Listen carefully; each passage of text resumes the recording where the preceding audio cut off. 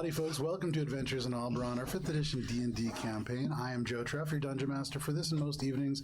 And joining us, I have Matt, Dan, Hannah, Alana, and Tina, the whole group together again. So thank you for joining us and welcome. A couple of announcements before we get started. Last night, we played our Starfinder game, Mosaic Team 5, Session 18. It was a happening session. A lot of I mean, yeah. A lot of I'm just thinking Mario Party now. Why? Not a sponsor. You get the happening star. Oh god, yeah.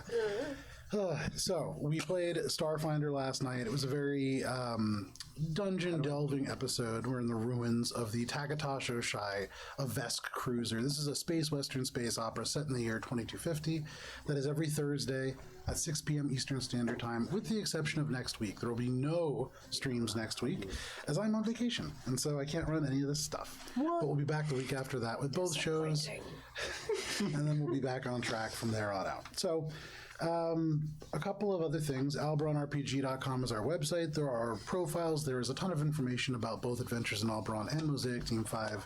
That is AlberonRPG.com. At AlberonRPG is our username for a lot of different things. We also have a lot of maps and things. You can see a close-up of the map that we're going to be getting started on really quick. You can't see them in super great detail on those cameras. To see them in a little bit better detail, at AlberonRPG on Instagram.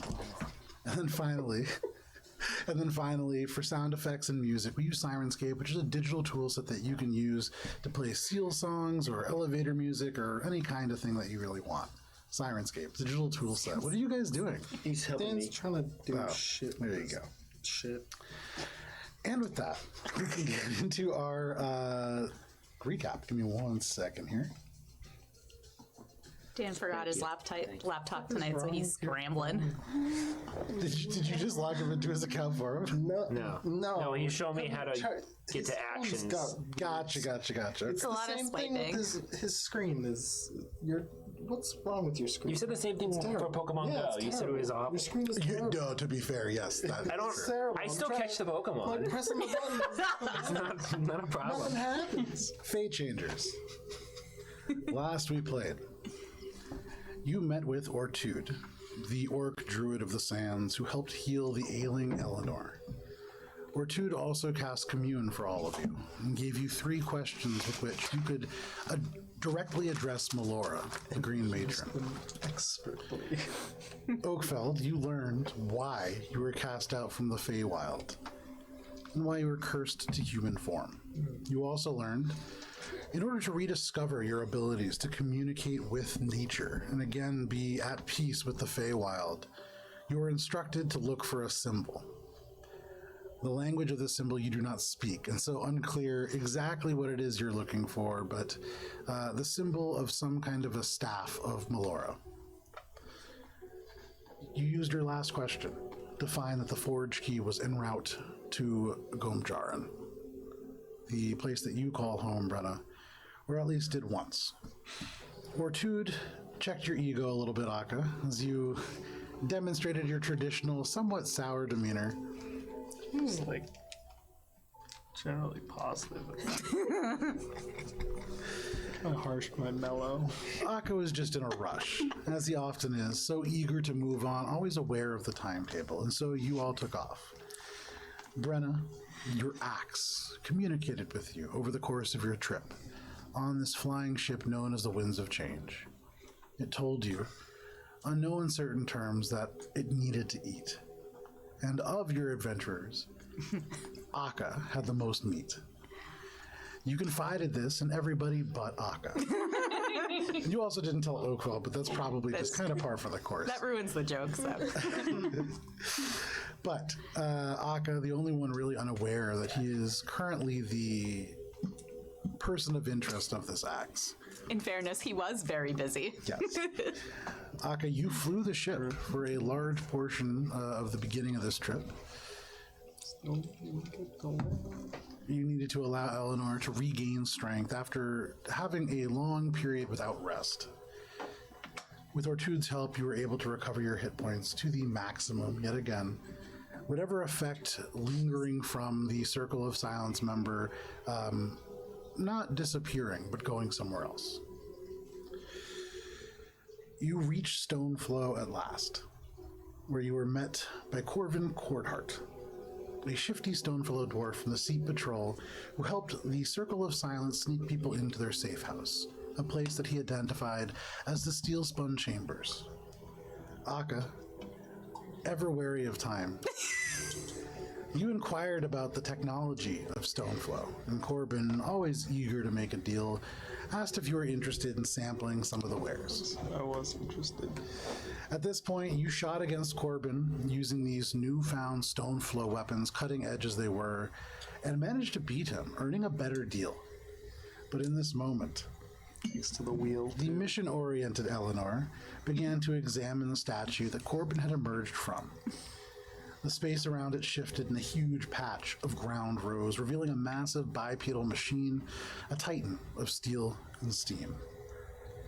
And it begins to engage, and that is where we're going to begin for this evening. So let me pull up our combat camera. I failed the passcode too many times, guys. I locked us out. I'm sorry. That almost happened when I logged into Twitch. Connection. Same thing. Yeah, definitely the same thing. Definitely. Okay, where are we going here? Let's make sure we I forgot about your fancy new weapons. Yeah. bang I bang. got my two. Ah, crud, I have them upstairs too. I have to cut them out and go grab them. We'll do it at the break. Yeah, it's fine. I'll just So- not use them right now. You don't have any ammo, so Yeah, you can't. I know. I also like. No, I thought you got the ammo. No, that's They- part of the deal, but that It's, hasn't yeah, happened. he hasn't Yeah, like he hasn't handed actually over yet. handed Fair the enough. stuff over to me yet. So, as this machine moves and all of you run past your ship away from the shooting ground, why don't you roll for initiative? Okay. Ooh, Thank you, advantage. 4 Great.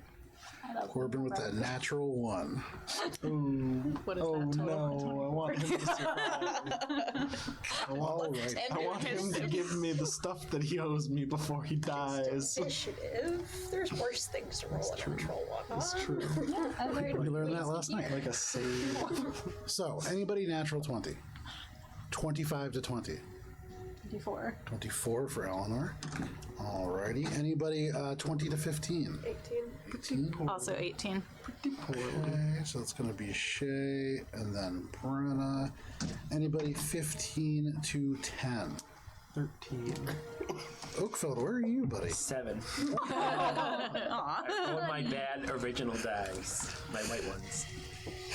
The best thing, so during our Starfinder games, you can see Dan has become, he feels very entitled to use the Akka dice because they roll very well. You let me use it? No, this is the shade die. You No, I use don't want this. shade. All right, well then you can. The way that this shakes out, Eleanor, you are leading off, followed by this Titan, Boys. followed by Shay, then Brenna, then Akka, then Oakfeld, and then all the way back with a natural one is Corbin.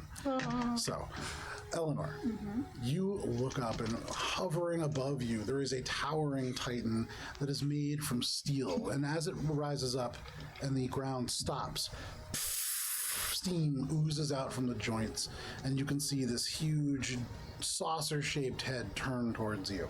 What would you like to do? So I'm actually going to draw a dagger. Okay. One of the magical daggers. Sure. And I'm going to kind of go, "Ha!" and chuck the dagger. You absolutely can. Go ahead and make an attack roll. Just popped up in the ground. It's probably not good. My dagger is. So that is a 25 to hit. 25 hits. Nice. Nice. on That's a this. great throw. Yeah, the damage is going to be terrible, but that's okay. Wait. No. It's going to be great because I have sneak attack. That's you. It's just me. Amazing. Within 5? Yeah, It's just me. absolutely. Roll for sneak attack. It's the part of being a rogue that I never get to get because people are always on me. Okay. Well, if you didn't put yourself in corners. Okay, listen. They're just so I'm not tactically minded. It's fine. That's what my cat does sometimes.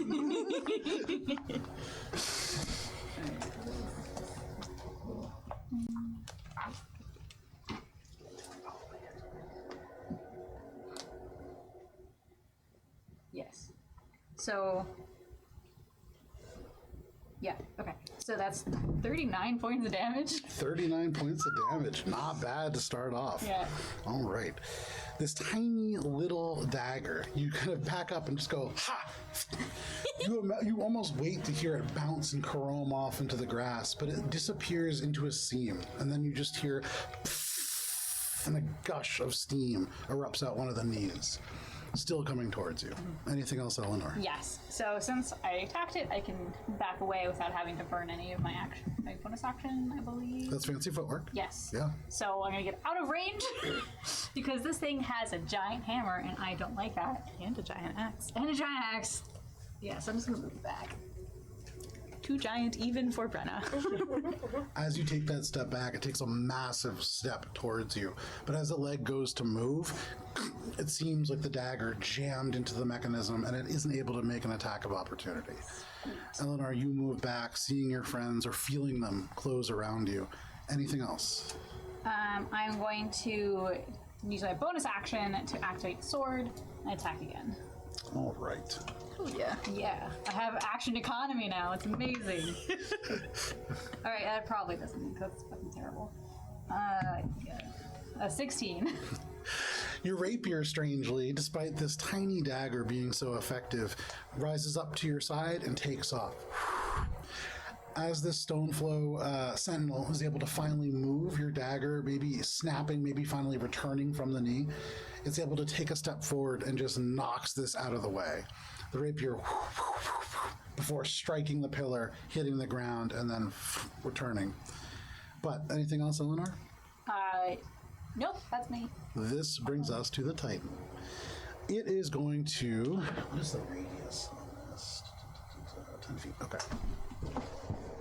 It is going to move up to where Eleanor is. Great. But it's going to bias towards Oakfeld, so that it's kind of... Oh, it wants a fight. yeah, it wants to be right between the two of you. Like Not far back enough. as it moves, some of these stacks of stones piled to look humanoid fall, no longer balanced in the way that they were. This pillar falls to the side apparently. The creature stomps forwards. The hammer is raised high. Oakfeld, for you, thinking, oh, maybe it's friendly. Suddenly, shadows are cast across your face as the hammer blocks out the morning sun. And then it's going to swing. It's going to hit you, Eleanor. It's going to try. Predictable. That is a natural 1. So, 14. 17. It comes down and strikes right where you were standing as you skip out of the way, the rapier sort of bobbing behind you. However, I need you and Oakfeld to go ahead and make dexterity saving throws, please.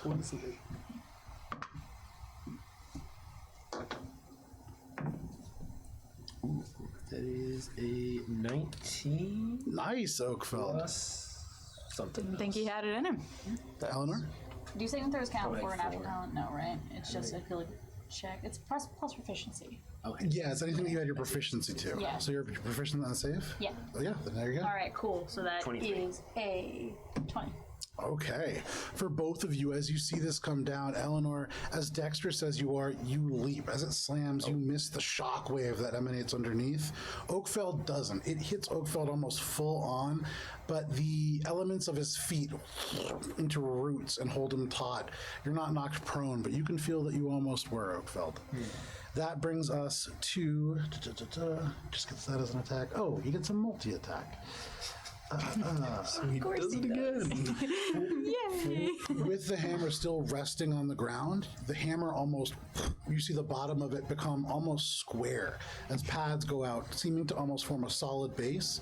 And you see this large blade swing out, the crescent-shaped axe, as it cleaves towards both of you. This is an attack against both of you. Ooh. That is going to be a 22 to hit. That hits. Hits. Alrighty. This blade, it's worth noting, larger than either of you.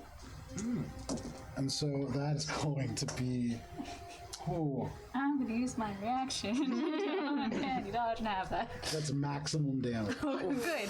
That is 37 points of slashing damage. Good thing that's half. for Halved for you, Eleanor. Yeah. To 16, I think it is. 16 or 17. 37. Yeah. Yes. Right? It's 18. 18. There you go. 18. Close enough. All right. So that is its turn. This huge blade back, ready to strike again. But that brings us to you, Shay. What would you like to do? Seeing the damage that Eleanor did to the joint with her dagger, I'm gonna copy. Hit the same spot, or at least try to. All right. It's 26. 26 hits. Or 7. Okay. Dirty 20. That is a miss. I'll get one more. 26. 26 hits. Or 13. 13. nice.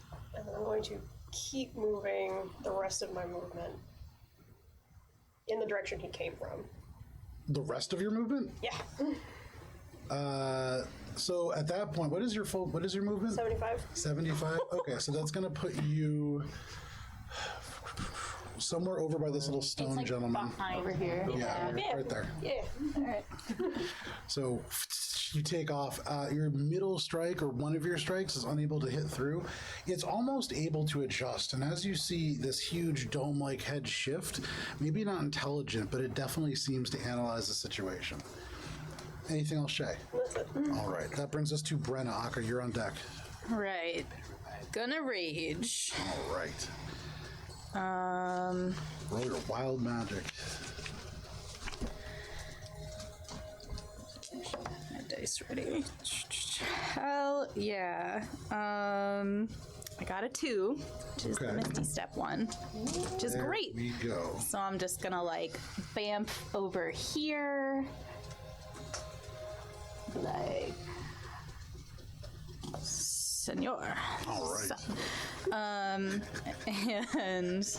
I'm gonna, I guess, try to hit him in the same spot that I'll try to mimic what Shay and Sure. Eleanor did. This is the left knee. You can see is beginning to show signs of wear, and there is steam every time that it takes a step now that comes through. And you would imagine, as there's now condensation running down, not designed to do so. All right, I hit.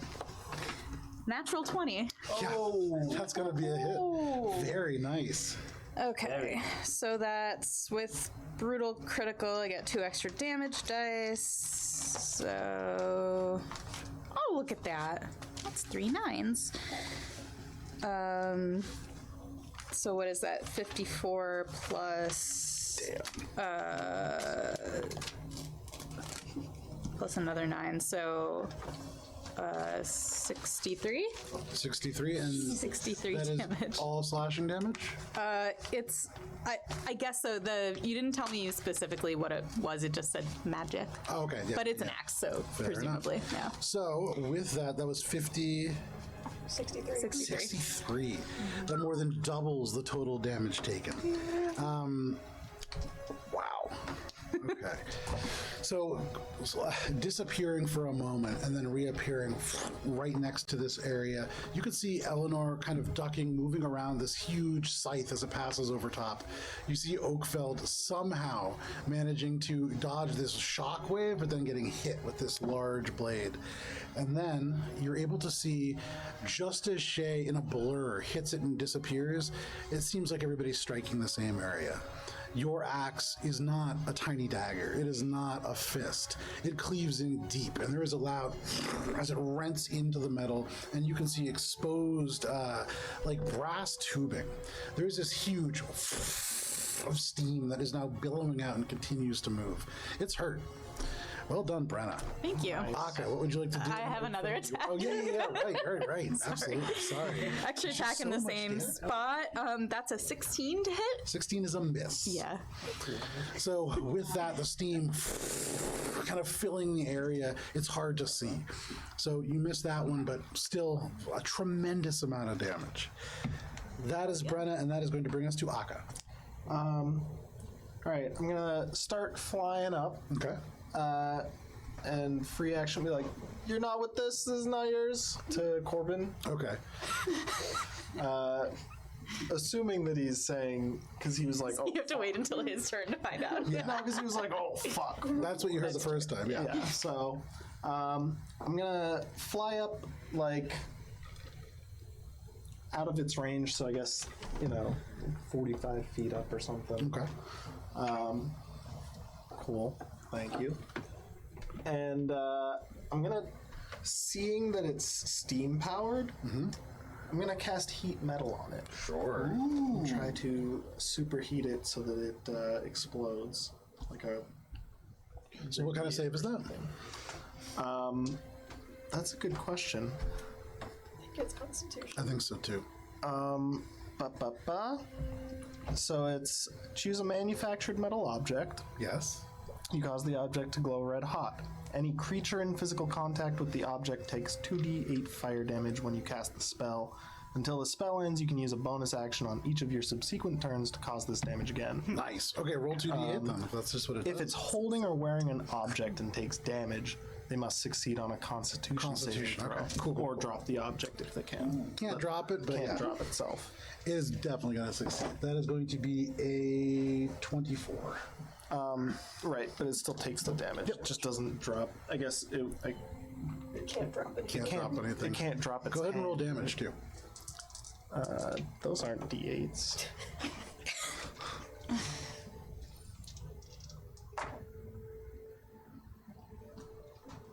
Three. In ways, Akka, you're almost glad. As you hold out your hand and these glyphs, almost calligraphy ribbons, ripple towards this thing. As they strike the metal and the metal glows red hot, these dents seem to almost pump out.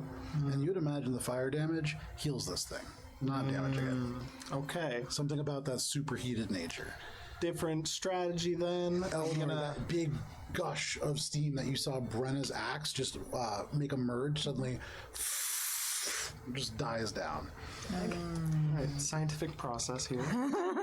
I'm gonna use my bonus action to manifest my echo and refigure my strategy here. No problem.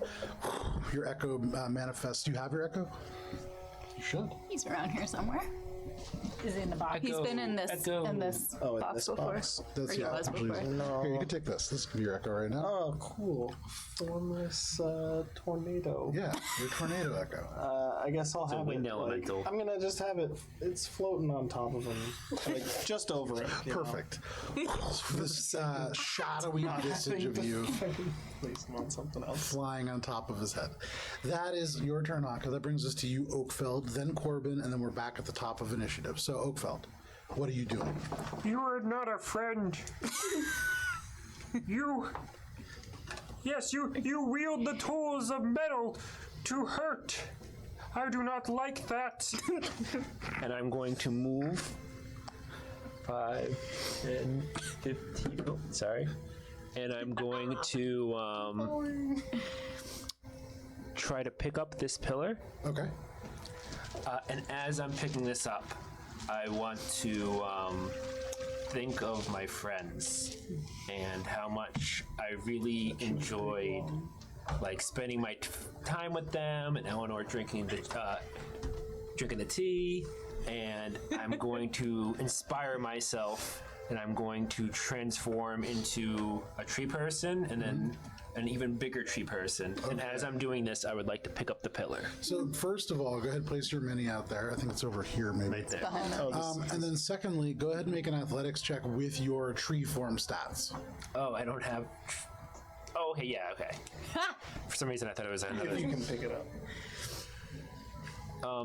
Do I have a different strength modifier as the bigger course tree? you do. You're a giant. I don't think I do. Well, then make a regular athletics check. Yeah. That's going to be. I want to be stronger, Joe. How do you get that cocked? That's a That's cocked. 60. That's cocked. Also. That's cocked. You don't get to use the big. How did you cock the big dice? It was like 40 I pounds. launched it on the elastic. Why is there elastic? Oh, an 18. Okay. Plus, You have so many of my die. I own all the die, man. Like 4 of those.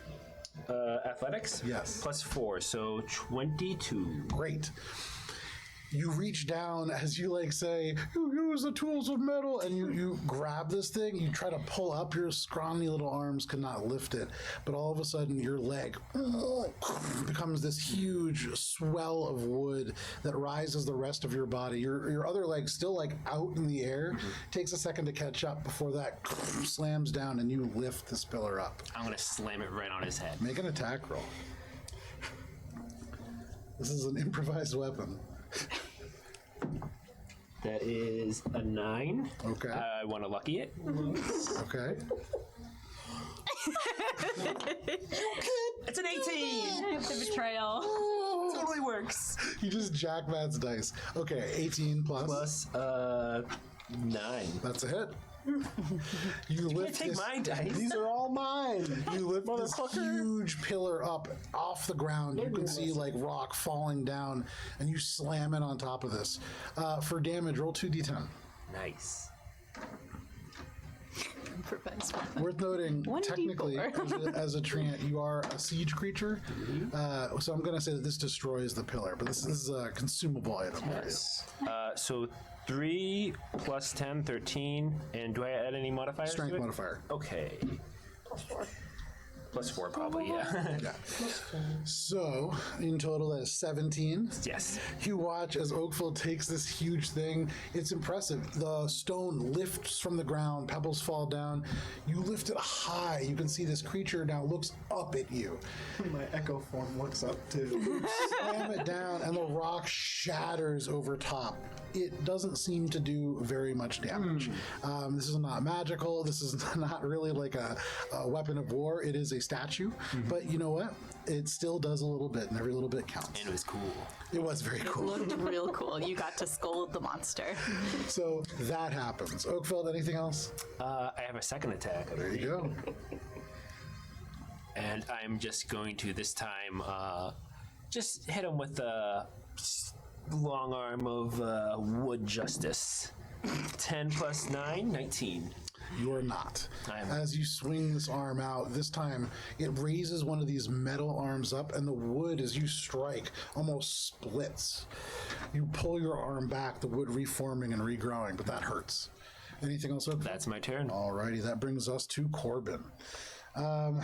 This dwarf, who you had met up very briefly with, what does he have available to him? Man, he is coming straight from work. Okay. He gave both of his weapons to Akka. He has one of them still. Yeah, he doesn't have any other ammo. He used it for this But competition. isn't the third one though the one that you can just throw a bunch of junk in? For some reason, he doesn't seem to be using the pebble shooter at this. I'll let you figure that out. So, seeing Eleanor take this dagger and whip it towards it, and this creature suddenly grind to a halt, even momentarily, he turns and says, "Not a bad idea." He looks over at you as you shout down. What did you say to him? It's like, this isn't yours, right? He said, "Nah, it's my mate's." He pulls out this dagger and just throws it. He is not proficient with the dagger, or with throwing weapons, rather. 13. Goes right through my fucking echo form again.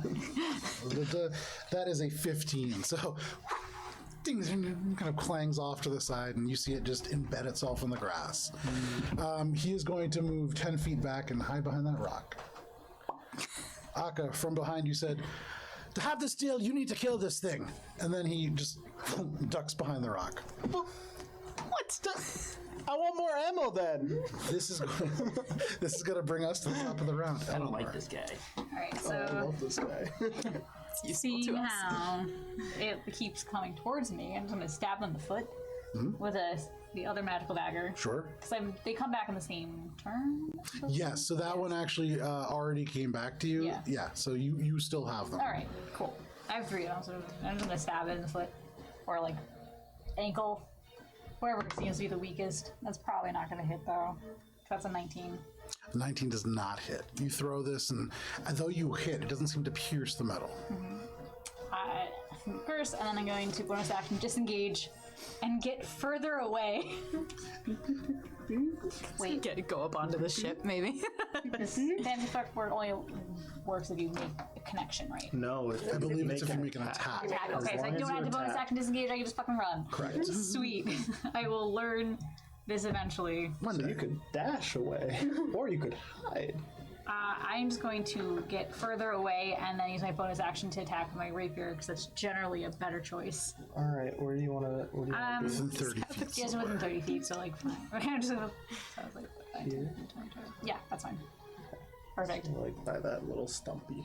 Can you pull the map back just a few inches and see if we can maybe get you guys on the camera? Oh, there we go. Lovely. Love it. And we've been fighting in the shadow realm. Yeah. Alright, bonus action, rapier hit. And then since it's engaged with one other ally, I'm going to roll advantage. Okay, so that is much better. So that is a 28 to hit. 28 does hit. Okay. What? Oh yeah. And this is at advantage because. Flanking skills down. Is it We're flanked. the first one I We're rolled was 18, flankies. regardless, but because it's engaged with. Where's Three-dimensionally flanked. Oh, dirt. Yeah, I was looking for Oakville's little mini, and I saw I that also was not in my brain. I saw that as the pillar. Sorry, Yeah. my fault. Absolutely. Okay, Yes, okay. yes, Trouble yes, yes. seeing the forest through the trees. Oh god, that sucks. It's for the trees, not through the trees. All right, well, We talked about this last time. you can't see the forest. Why is this the conversation that happens multiple times apparently? It's because you're seeing the trees and not the whole picture. Yeah, it's not through the trees, it's for the trees. I speak way for the it trees.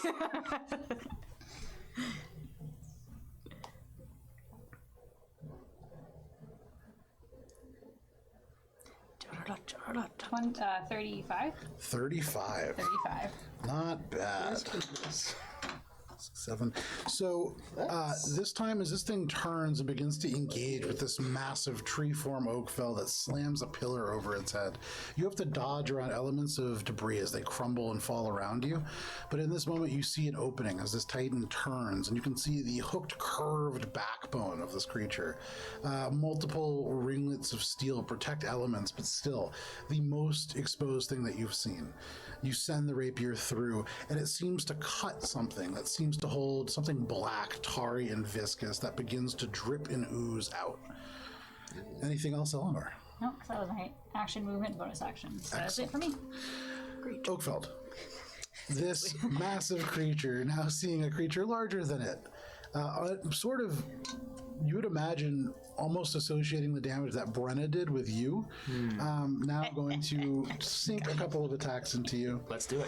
Let's see, Brenna, Eleanor's not there. It's just 2. Okay. Echo form is hovering above it. Yeah. But So the first thing that it's going to do is it's going to raise up this huge hammer and slam it down on the ground. And as it does, Oakfeld is going to target you, but Brenna and Oakfeld, please both make dexterity saving So throws. scared. Oakfeld, that's a natural 20. Oh, fuck, I'm scared. I was like really hoping for it too, and I was like, oh man, this would be the perfect time. The fear became Oh real. man, that's so nice. Look at that. This is my reward for being in the RMV all day. There you go. All right. Oh man, that's not good rolls though. terrible sponsor that would be. Oakfeld, you are going to be taking 23 points of slashing damage. Or sorry, not slashing damage. Of bludgeoning damage. What was your dexterity save? 19. 19. You're okay. I got a 15. A 15. Brenna, unfortunately, in this moment, as this slams down on the ground, you are knocked prone with the impact. And as that happens, pinwheel kind of like almost disappearing, Akka just says, "What about the wild magic?" And you disappear and reappear on your feet. How much did you say? Sorry? How much did you say damage? I believe it was 20. Yeah. Okay. You gotta stay with me. I don't know that anymore. Sorry. 27 sounds right. I think it's 27. The second attack, as it now has Brenna on the ground and prone, it is going to turn, and Brenna, it is going to make a second piston hammer attack against you. As it does so, because you are prone, this is going to deal double damage. Except she's not. You're Didn't the flash of genius make me land on my feet? correct. Dang, okay, never mind. In that case, it's just going to turn and cleave Oakfeld. Oakfeld, And it's all your fault. you're going to take a 20, is it 29 hits? Yes. Okay. Does a 29 hit? As this huge axe cleaves into you, you are going to be taking 15, 19, 26 points of slashing damage. And then finally, at the end of its turn, now that it's taken 2 of those attacks, it is going to use its ability Steam Vent. As it glows red hot from multiple attacks, the heated metal and other elements, suddenly this hatch in the front, and steam ruptures out. Echo form is getting toasty. Yeah. Brenna and Oakfeld, please make a Constitution saving throw. Is it like a sphere of effect or anything? No, it's kind of a ring, so it's just around. Because my echo form would have to make the thing too. No, it's not a spear. Okay. 14. 14, okay. 24. 24. Brenna, that is a failure. Oakville, that is just a success. Nice. So as this vents out, all the steam moving, Brenna, you are just moved 5 feet away from this creature. And that is going to provoke an attack of opportunity. So it swings with this cleaver, and that is going to be a 31 to hit. Yeah, just barely though. But you're aging at least. Hooray! Yay! So you are going to take 15, 16, 17, 25 points of slashing damage from that. You can see where the back was damaged. It's not able to follow you, but it seems like it's almost able to normally turn its body abnormally far. But it turns and focuses again on you, Oakfeld, and that is its turn. Shay, what would you like to do? Brenna, you are on deck. Does that ring dissipate, or is it still? Yeah, it's just like a quick to move things around. So run back up and keep Hairman at the back of the knee. There you go. Because why Matt's not? interpretation of how Shay moves. That's how the footsteps sound. 22. 22 hits. Just barely. 8. 8.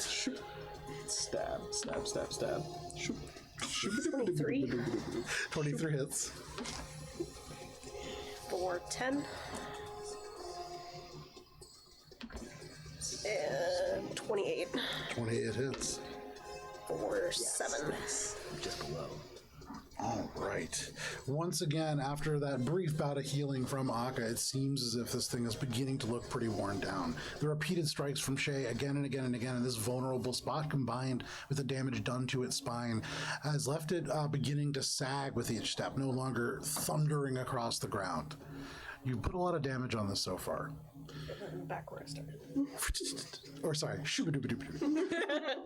Brenna, what would you like to do? Akka, you're on deck. I'm gonna come back up next to him and hit him. Okay, make your attack roll.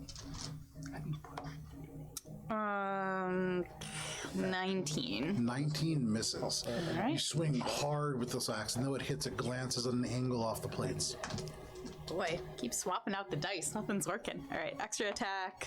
23. 23 hits.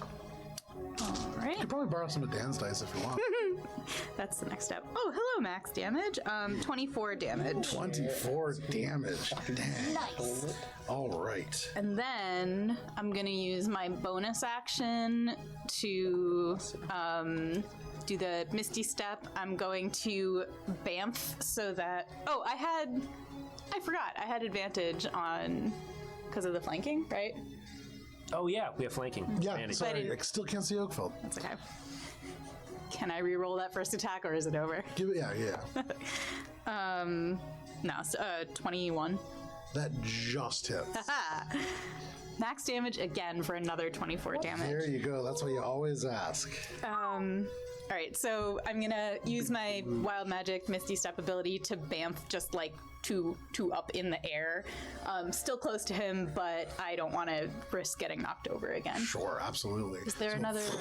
You disappear and then reappear just close to Akka's shadow. You turn over, and it's just this smoky, featureless version of Akka. But that is your turn. That brings us to Akka. Okay. Is this thing looking pretty worn down? Yeah, so now, especially after those attacks from Brenna, it's almost like she slid in and cut the back of its knees. There is now this dark fluid that's oozing down the backs of its legs. It's leaving these huge puddles in the grass. Okay.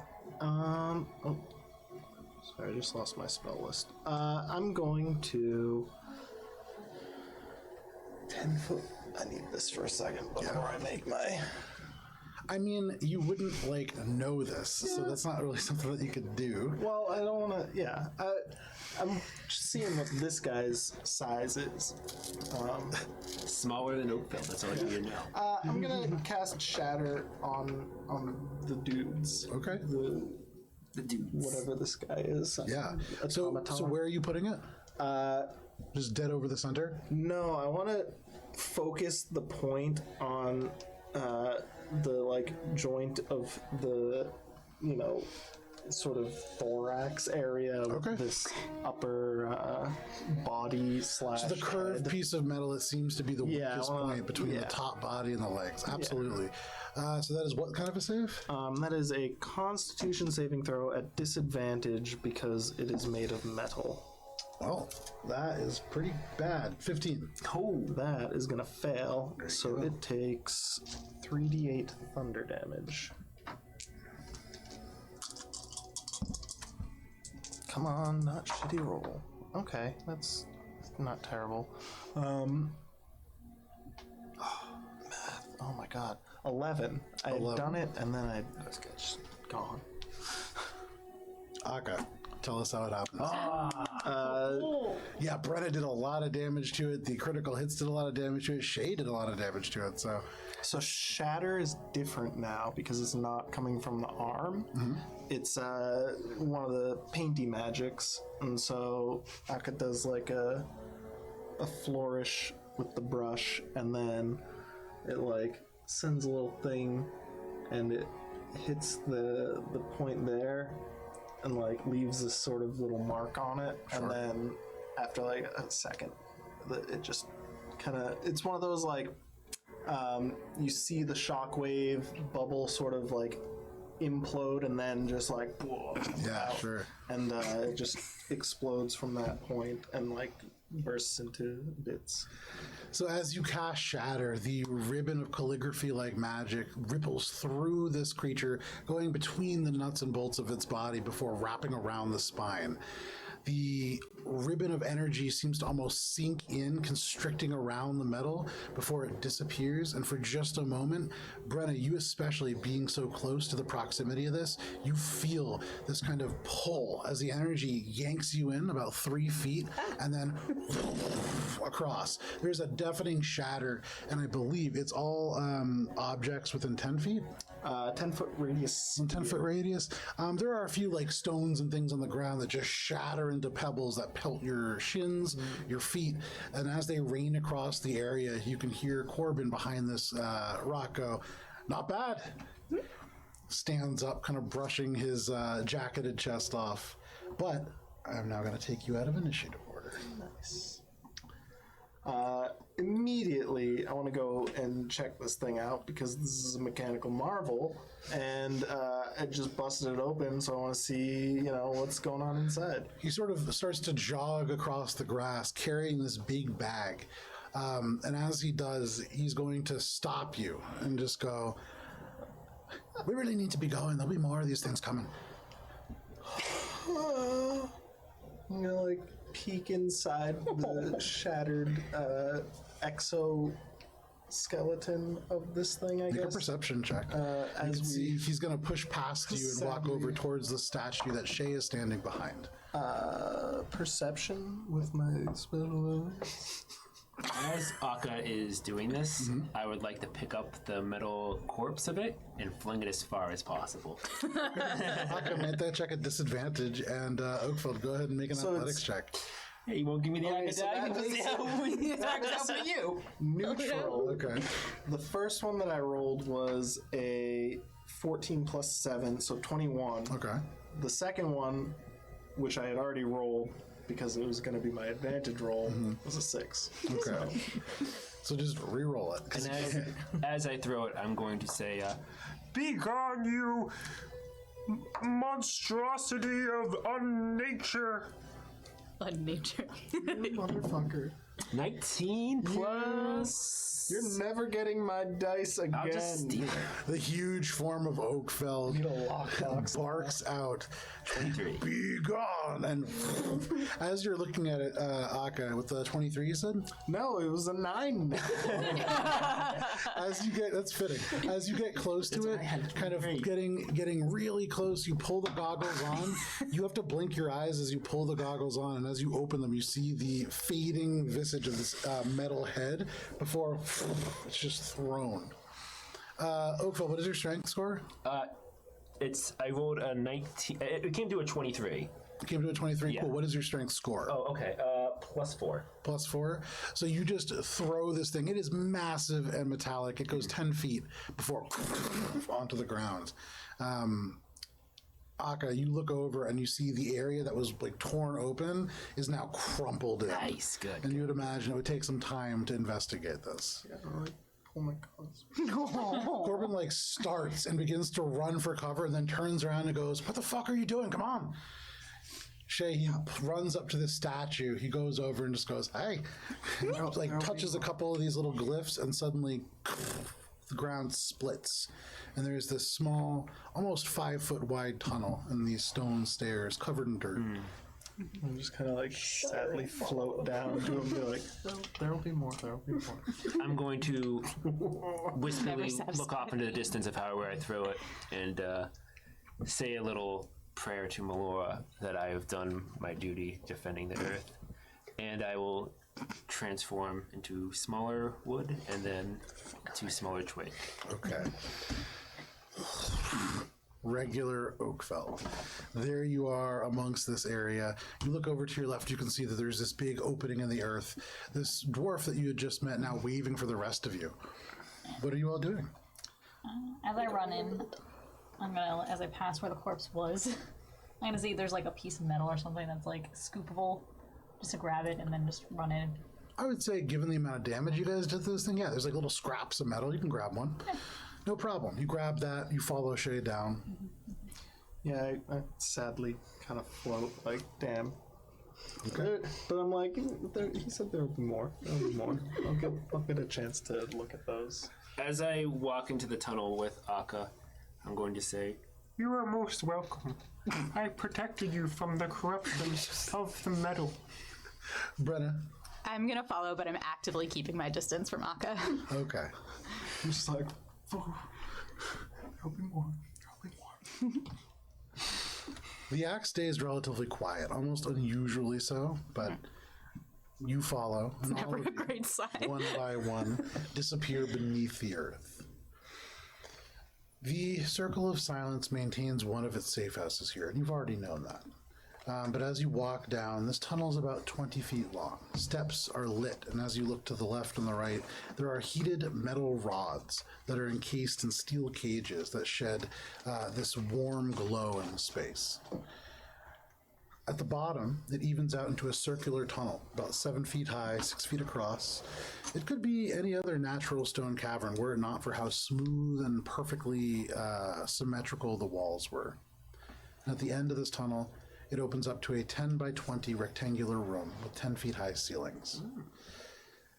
There is a large stone writing that is on the door.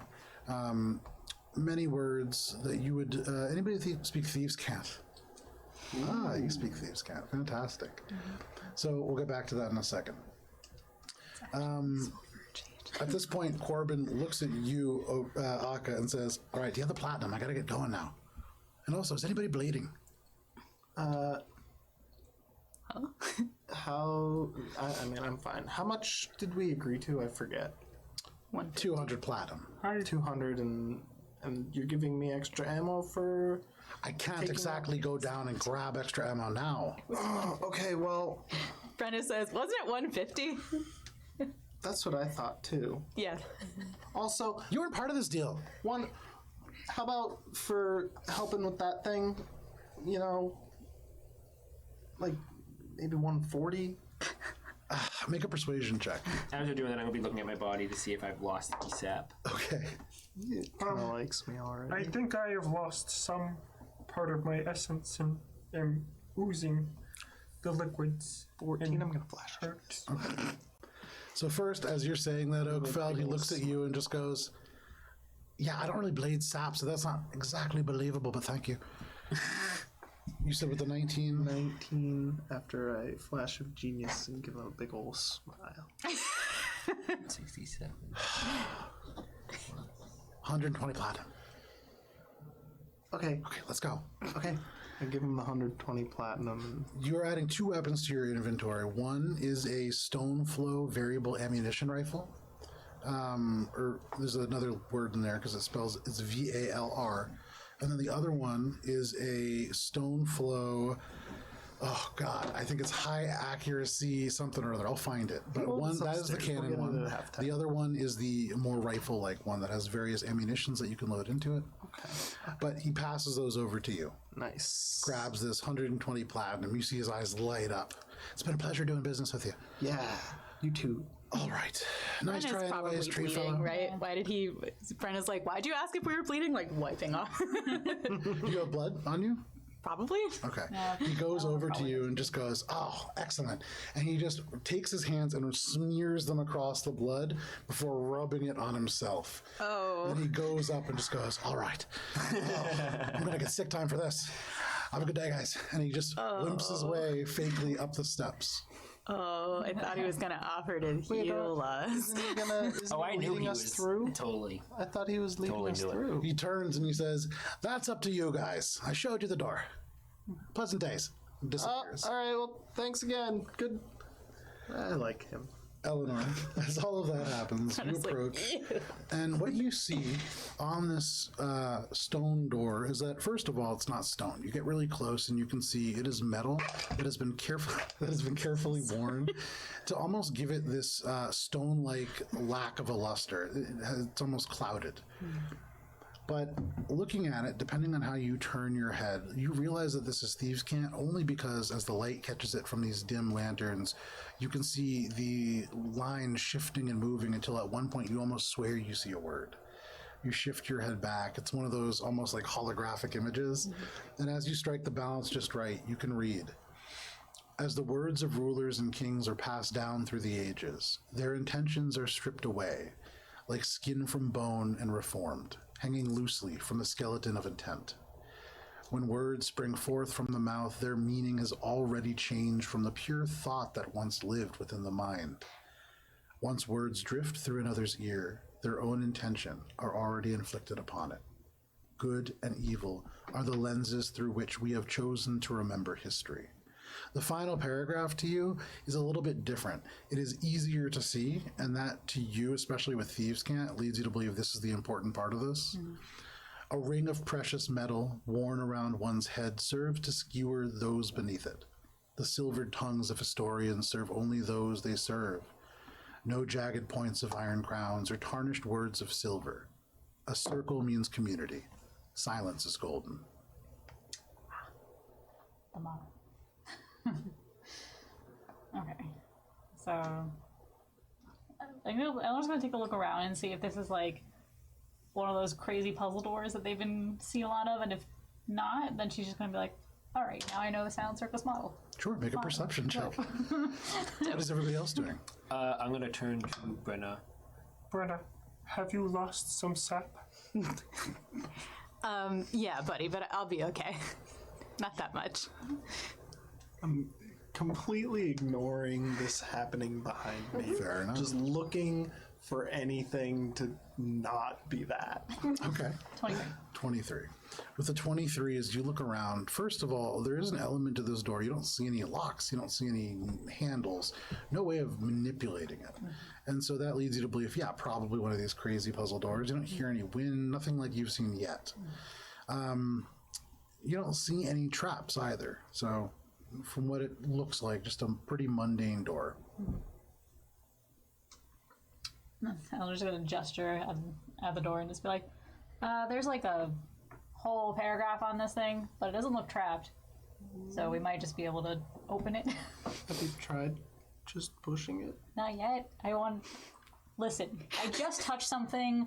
A giant metal thing came out. You know, I mean, maybe didn't want to do it again before we were like ready for another metal thing to come out. It's fair. It's very fair. I believe in every course action that you take. I'm just trying to open the door. You walk up to the door and you put your hand on it, just pushing gently. And as you do, the door seems to almost fall apart into millions of little filaments of steel that slither up and into the ceiling.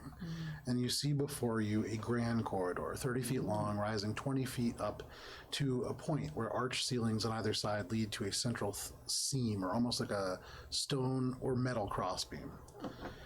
The walls, ceilings, and floors are all composed of the same thinly filamented steel. It looks like the ribbed lines left behind by a 3D printer, strands of solid steel, though there is no give to the floor. As you step on it, this is quite solid. There are 6 doors, each circular fibers of steel that run in a spiral down to the center, almost like some kind of an aperture opening. But each has a faint bend to the metal, similar to this previous door, that makes it reflect light differently in intentional patterns. And when viewing it from head on, you would imagine, Eleanor, similar to this one, they mean certain things. The space is lit with pale light that filters in from numerous magical chandeliers that float a foot off the ceiling. The furthest door on the right, you see, well, make a perception, or you made a perception, 23. With a 23... you see a symbol that you remember. This looks very organic in ways, the left side of it tree-like, expanding into branches, but the right side seems to hook around on itself. You've just seen this symbol. When Ortude cast Commune, and when Oakfeld had asked, how do I regain my honor? This was the symbol that he was told to seek. Oh. Eleanor's just gonna like look and like Oakfeld and try like gestures at the symbol. I'm gonna, as I'm walking, I do not like this place, White Magnolia. Why must we always go to places that are in the dark and under the ground and full of still? What is this? What's this? Well, I think that's at least part of your sign that you're looking for. and I'm going to take up my hand, and like I wrote the symbol on my hand, Okay. and I'm going to match it right up to the symbol. So you hold your hand out, and as you do, maybe like 2 feet out. Oh, look at that! It says Sis' birthday. That's the symbol My that sister's birthday. that Ortude wanted to pass on to you. The Green Matron just wanted you to remember. It is Oakfeld's sister's birthday. So, as you hold your hand out, and as you look across it, the image that you see exactly, almost, yours is a little bit shoddier, but exactly the same. This is a symbol from the Green Matron. Almost certainly beyond this door, for whatever this means, lies your honor. However, as it is 8 o'clock, this is a great place to take a break.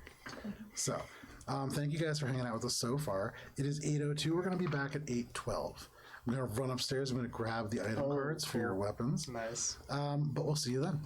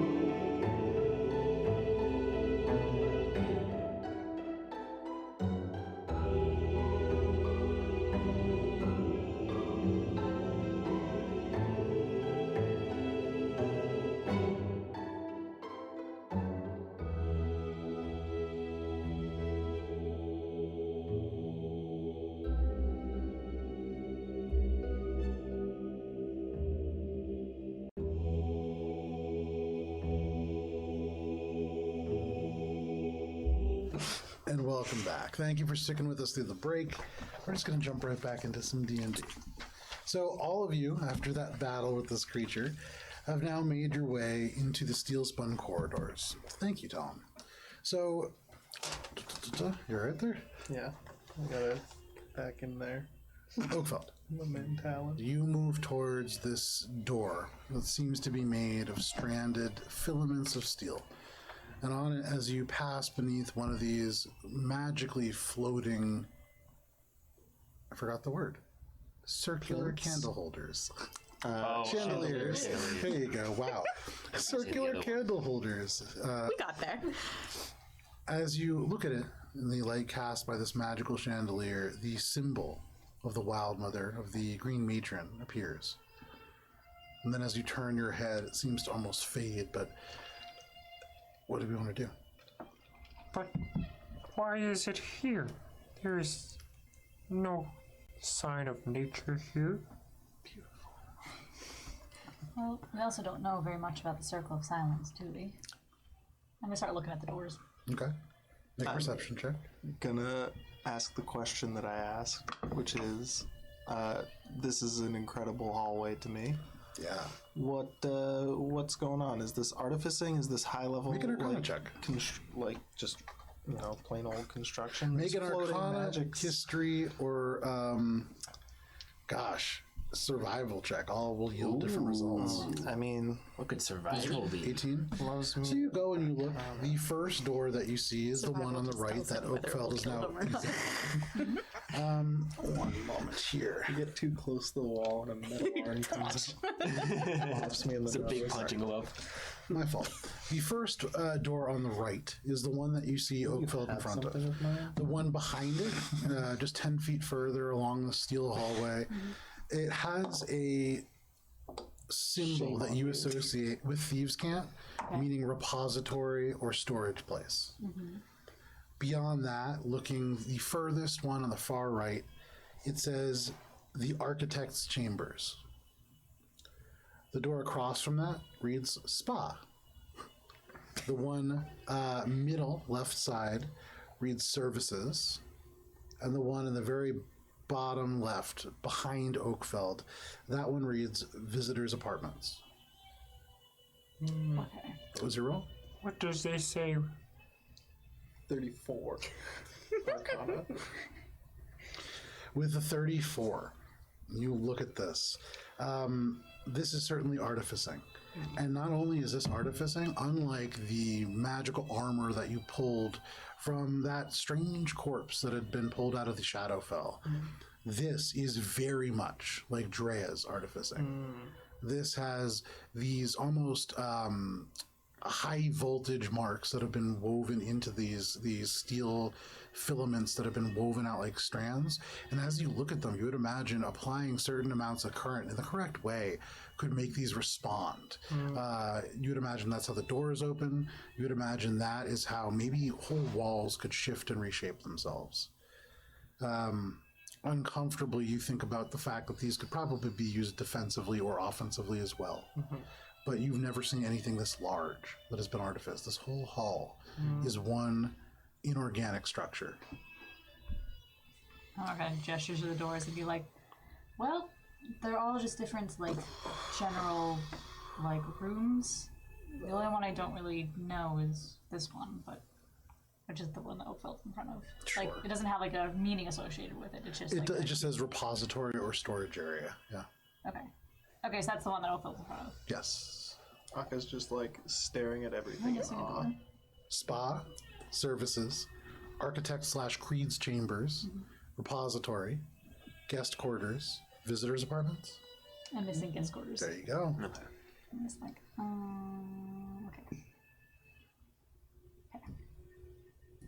Do you share that So, information? yeah. So basically, she points to the one that Oakfeld's running. It was like, that's storage, apparently. And then the only other one that we may care about and not maybe die immediately is spa and visitors' apartments.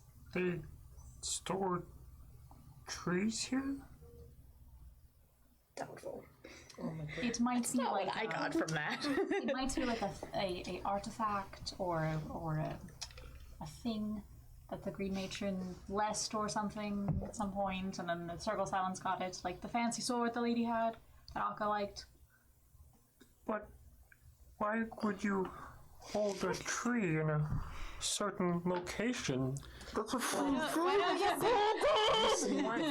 end of the hall. Why don't you see The what's door back that there, was Beth? marked Creed or the Architect's Chambers, the steel filament winds itself open. The door seeming to almost unravel and fold itself into the wall.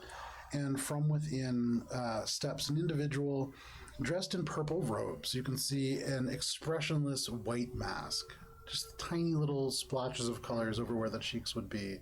They walk incredibly lightly. And Shay, for you with your passive perception, there are elements already that you can tell based on the way that they step that are monastic. And to you, almost instantly, this is somebody who has been trained by somebody, probably, who was taught by Master Solano. Kind of similar way of stepping. Is this person artificed as well? Nothing about them seems Okay, artificial. just They do not the have a mask is shred of metal okay. on them. Okay. But they step out. Fate Changers. Huh? I have been awaiting you. You are welcome to use the visitors' quarters. Please do not meddle in the other rooms. Do not smoke in these chambers. Good day. He turns and quietly walks back to his room. Is he gone? Wait, sorry, who? No? Are you... I'm gonna go meddle in those rooms. Right in front of him? No, you said he was gone. He walked away. He's walking away now. Yeah, you can wait in the middle if you It's a want. relatively small hallway. I don't care. Could you Okay. point us in the direction of the entrance to the Underdark? He stops.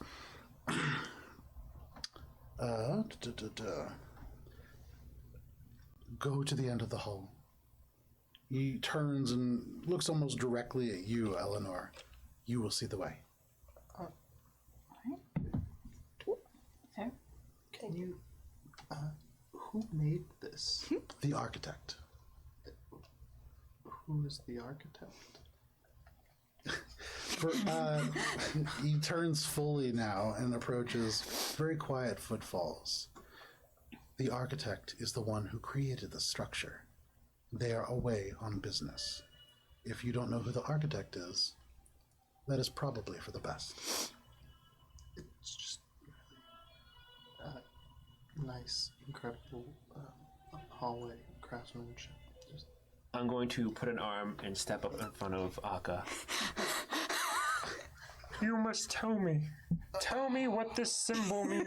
And I will show my hand to I'm her. so sorry for him. He leans in ever so slightly and then turns and looks up at you. That is Thieves' Cant. What does that mean? We can, we can go over it, Oakfeld. It's all right. Is there anything we should definitely not touch besides the obvious, so we don't accidentally trigger something on the way down? Do not try to meddle within these rooms.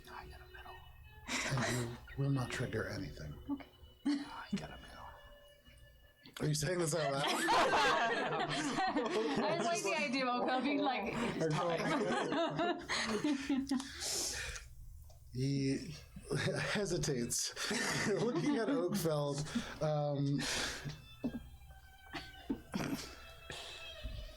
If you require anything further, please ask. His gaze lingers on you, Oakfeld. And then he turns and walks. Thank you. In the hall. Shots. I'm just still like looking at this room. Shay, you go to the end of the hall, and as you look at the doorway, there are many little rivets and things of that nature. You speak Thieves' Cant? You can't make out anything in particular that would serve as a I mean, focusing point? speaking, but reading, no. Yeah.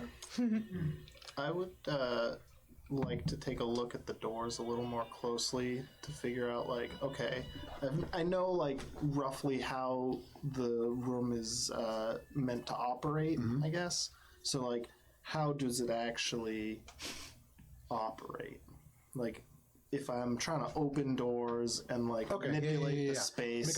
With your previous Arcana check, what I will tell you is there is not a special magical means to this. This was designed so that anybody could use it. And you see these strange marks on the doors. And Eleanor, for you, you see where you can press to open these doors. And for what it's worth, in the way that these have been constructed, probably not locked. The only one that you see any clear sign of locks on would be the one that Oakfeld is now staring at. Is that the architect's door? No. Oh. And that is where that individual disappeared into. Oh, okay. Yeah. So I'm going to turn to White Magnolia and reply to what she said. But I do not want to know later. I want to know now. So the symbol itself is. It just means storage room. I don't think it was a specific message per se. It's more just a direction. But if you... A direction. Yes. So maybe we can ask, because out of everything here, that is the most obviously trapped, and that's probably the most deadly. So maybe we don't touch anything just yet? The storage room? Yeah. Yes. And What's so deadly about a storage room?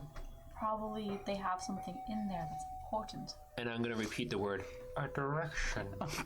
Oh no! What have I done? And I'm going to walk over to the room. Okay. Please. Okay. Knowing what this room could do to Oakfeld, how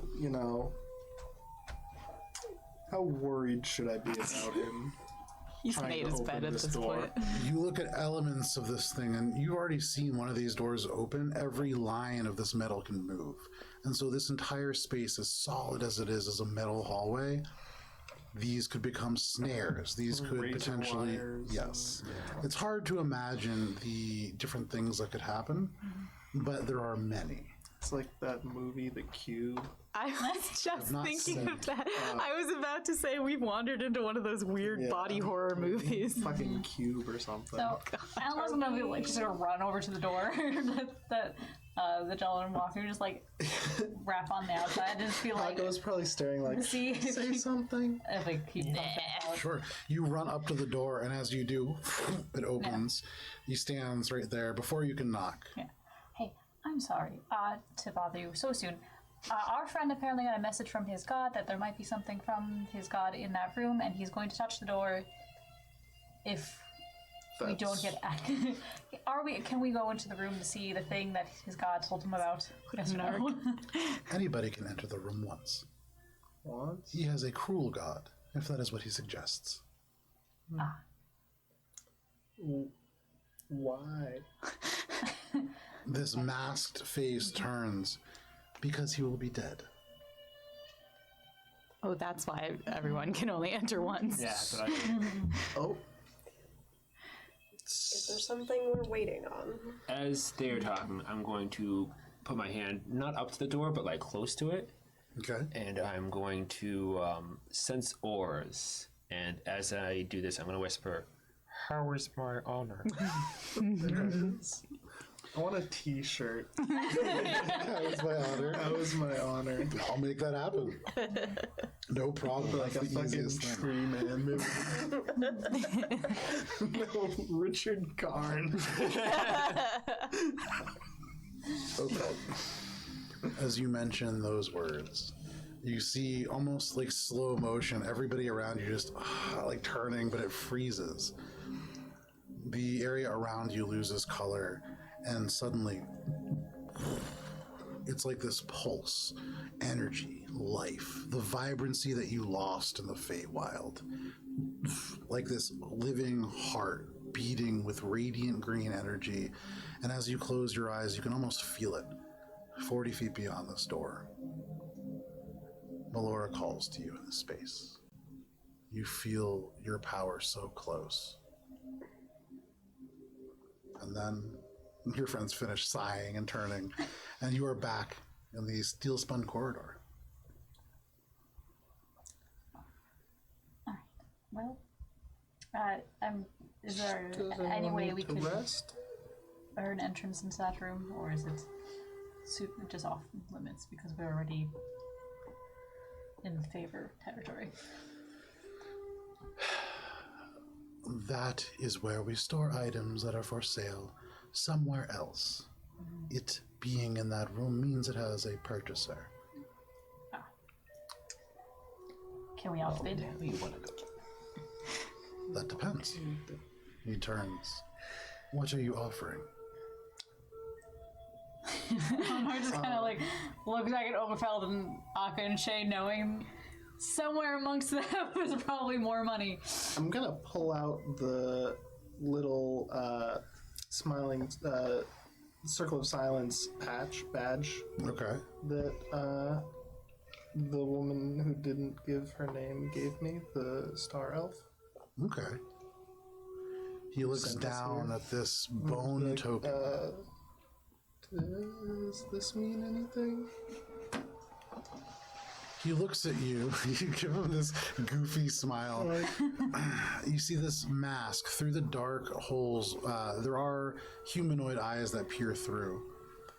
But he considers it very carefully. And then he says, "What is it that you're looking for?" I'm just in awe of this place and would like to learn more about its everything. And the architect, if there was a possibility of meeting someone like that, if they made this, would also be appreciated. They are in the north. In the north, any more specific, or is Oakheart. that need to know? What is it that you're looking for? And I'm going to slowly snap out of it, Makes it all about it. hearing those words. How do you know my name? You were like the one from before in the fighting ring. She has lent you a favor. So, what is it that you want? I wish to know why I cannot communicate with plants. I have been changed and chained, and I just want to return to where things were home, and I had my honor. For the record, I would want that too. Him to go home. And his honor. by saying that, he did say, You wish to help Oakheart. I mean, like, We all want to help him. We've grown very fond of him. I wouldn't go that far. Okay.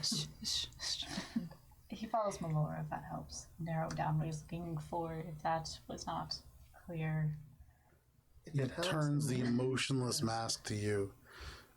Gods and kings do not concern me, but favors do. He holds out one hand. You see the skin, a very soft, pale blue, but he holds it out What is for he? that token. Oh, Cash in. Takes it, takes a step forward, and presses it up onto this only visible lock. And there is this, as this strange metallic wheel turns within, and suddenly the filaments of this door kind of slither aside. He looks at you, Oakfeld. Lead. and I'm going to continue sensing auras. And with my eyes closed, I'm going to walk. Aka's just realizing, like, I just gave my fucking, I gave my favor to fucking Oakfeld for his nonsense. You like Oakville. Aka's world shatters around him. You shut your eyes. And you sense the aura within this room. Immediately, again, brighter with the door cast aside, you see this huge pulse of green energy. You open your eyes. Down this hall, there are a couple of different things. First of all, you see off to the left this steel statue. It looks like a hooded figure almost, grasping a leather strap. Do you read Infernal? Oh, I think I actually do. In the chat. Yeah. Okay. Also, Talon's commentary is on point. I know, yeah. Talon's always really great to listen to. Hold on, let me just check. I think this is actually the first time my language will ever I read Infernal. Unfortunately, it is this space 5 yeah, feet I wide. didn't go Oakfeld in. is the only Yeah. one going in. This individual standing on the outside, just watching Oakfeld. language. Here we go. That's what it is. I know. Oh, Draconic. I thought that was. So you don't read that. Do you read? We already know you don't read Druidic. However, there is another thing off to the right, another infernal sigil scrawled across this helm. You can see hooked horns that curve back over top it, but almost immediately your eyes are drawn away because you see the source of this green light. This is on the top of this gnarled wooden staff. You can see a sigil very similar to the one on your hand. It is a tree on top, but you see the branches behind curve and form almost a cage. And within, as you get closer, you see that green light that you saw as you close your eyes suddenly just glow to life. Within the cage, it seems almost like this moat of Melora's energy exists, floating within. The green staff. This is what Prickly Pear was talking about. That was the name of. Do we hear this from where we Yeah, are? I would imagine. Okay, It's so like 16 feet in. voice just echoes. It's like, yeah, it's not just like entered blackness and he was gone. You can all see like the back of Oakfeld, and you can see like the dark shadows at the edge of the chamber, but Oakfeld's the only one in there. Like Aka's just kind of like crouched down there with his head in his hands. Just like, Okay, bud. I'm such an idiot. Oh no. I'm gonna walk forward. As I'm walking forward, I'm just gonna rest my hands in my pocket and the one full of acorns. And I don't know which one is the one that's really good. Yeah. But I just want to sense and know that it's there. Reaching into your hands, it's almost as if something within your pocket shakes, and as you pull your hand away, right in the palm, you feel this one acorn in particular, just a little warmer than the rest. And you just drop it, knowing that it's there. I'm going to walk forward as I'm rubbing the acorn.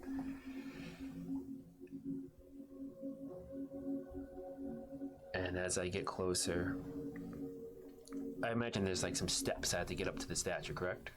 Or like, is it just right in front of me, or? This wooden staff that you can see is held in like a metal, almost like a, if you think of the way like a Lego guy hand is, Yeah. is a metal thing that sticks out, like almost like for a sconce, but the staff is slid into that. Okay, is the statue like my height? About, yeah. Okay, A so I don't little have to- taller, you're 5'8". Okay, so I don't have like a. It's not like on a pedestal. Is what No, I'm trying to say. no, Okay, no, cool. I'm going to take out my hand that was holding the acorn, and feel the warmth on my hand from where it was just touching, and I'm going to put my hand right on the top of the staff. Okay. As you put your hand onto the staff, suddenly, in this moment, you feel this connection that you had lost. Though not fully regrown, for the first time, almost when you wake from a nightmare, that relief that floods back into you, you feel that sensation. And all at once, this is a place that is far away from nature, but you feel as if you could connect again. This staff seems to almost call to you.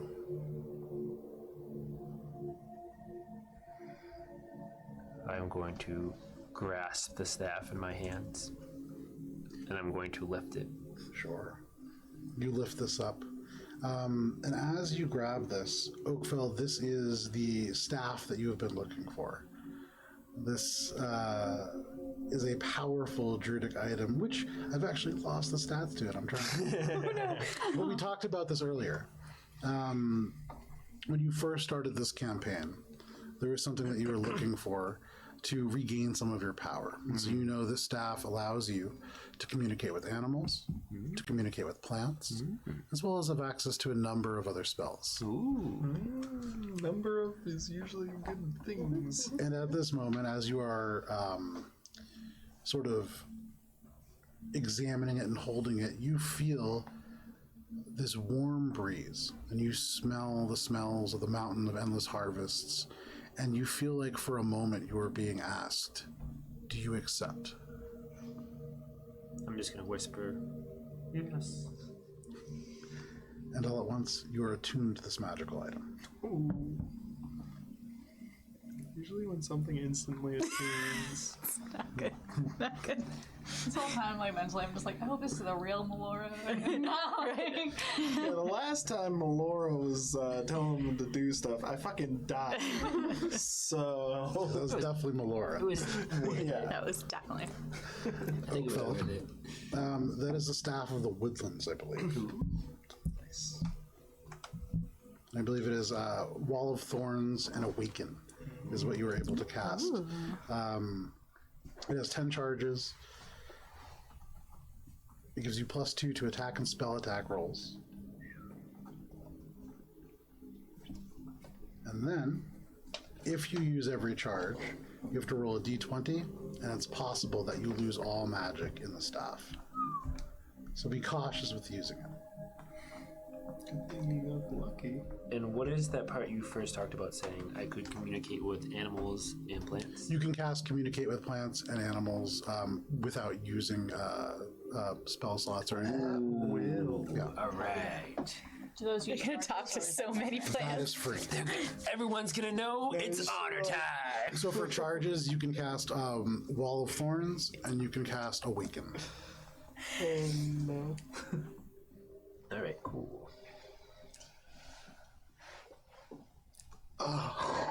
Still just. I'm going to turn back to my compatrons and just walk back towards them. I see. You all made this possible. Perhaps I should not yearn so much for home, but make my home the world and the people in it. You.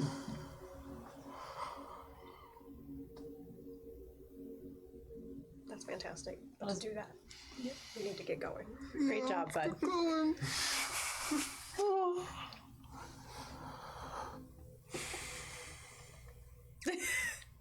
And I want to try to sense if there's any vegetation around me. Okay. As everybody's like, come on, we gotta go. Oakfeld closes. Oakfeld, in this space, there are no plants. I knew it. The staff and you probably about as close as you can come. I'm going to just whisper, How's my honor? and I don't need a response because I know somewhere out there a plant is saying, your honor is well in regard. For all of you, as Oakfeld says, how is my honor? Something that you've heard him say many other times. For the first time ever, he closes his eyes, and in this underground space, there is a gentle and warm breeze that all of you feel. Whether you are from the Underdark, whether you are from somewhere far abroad, this wind feels and smells like home.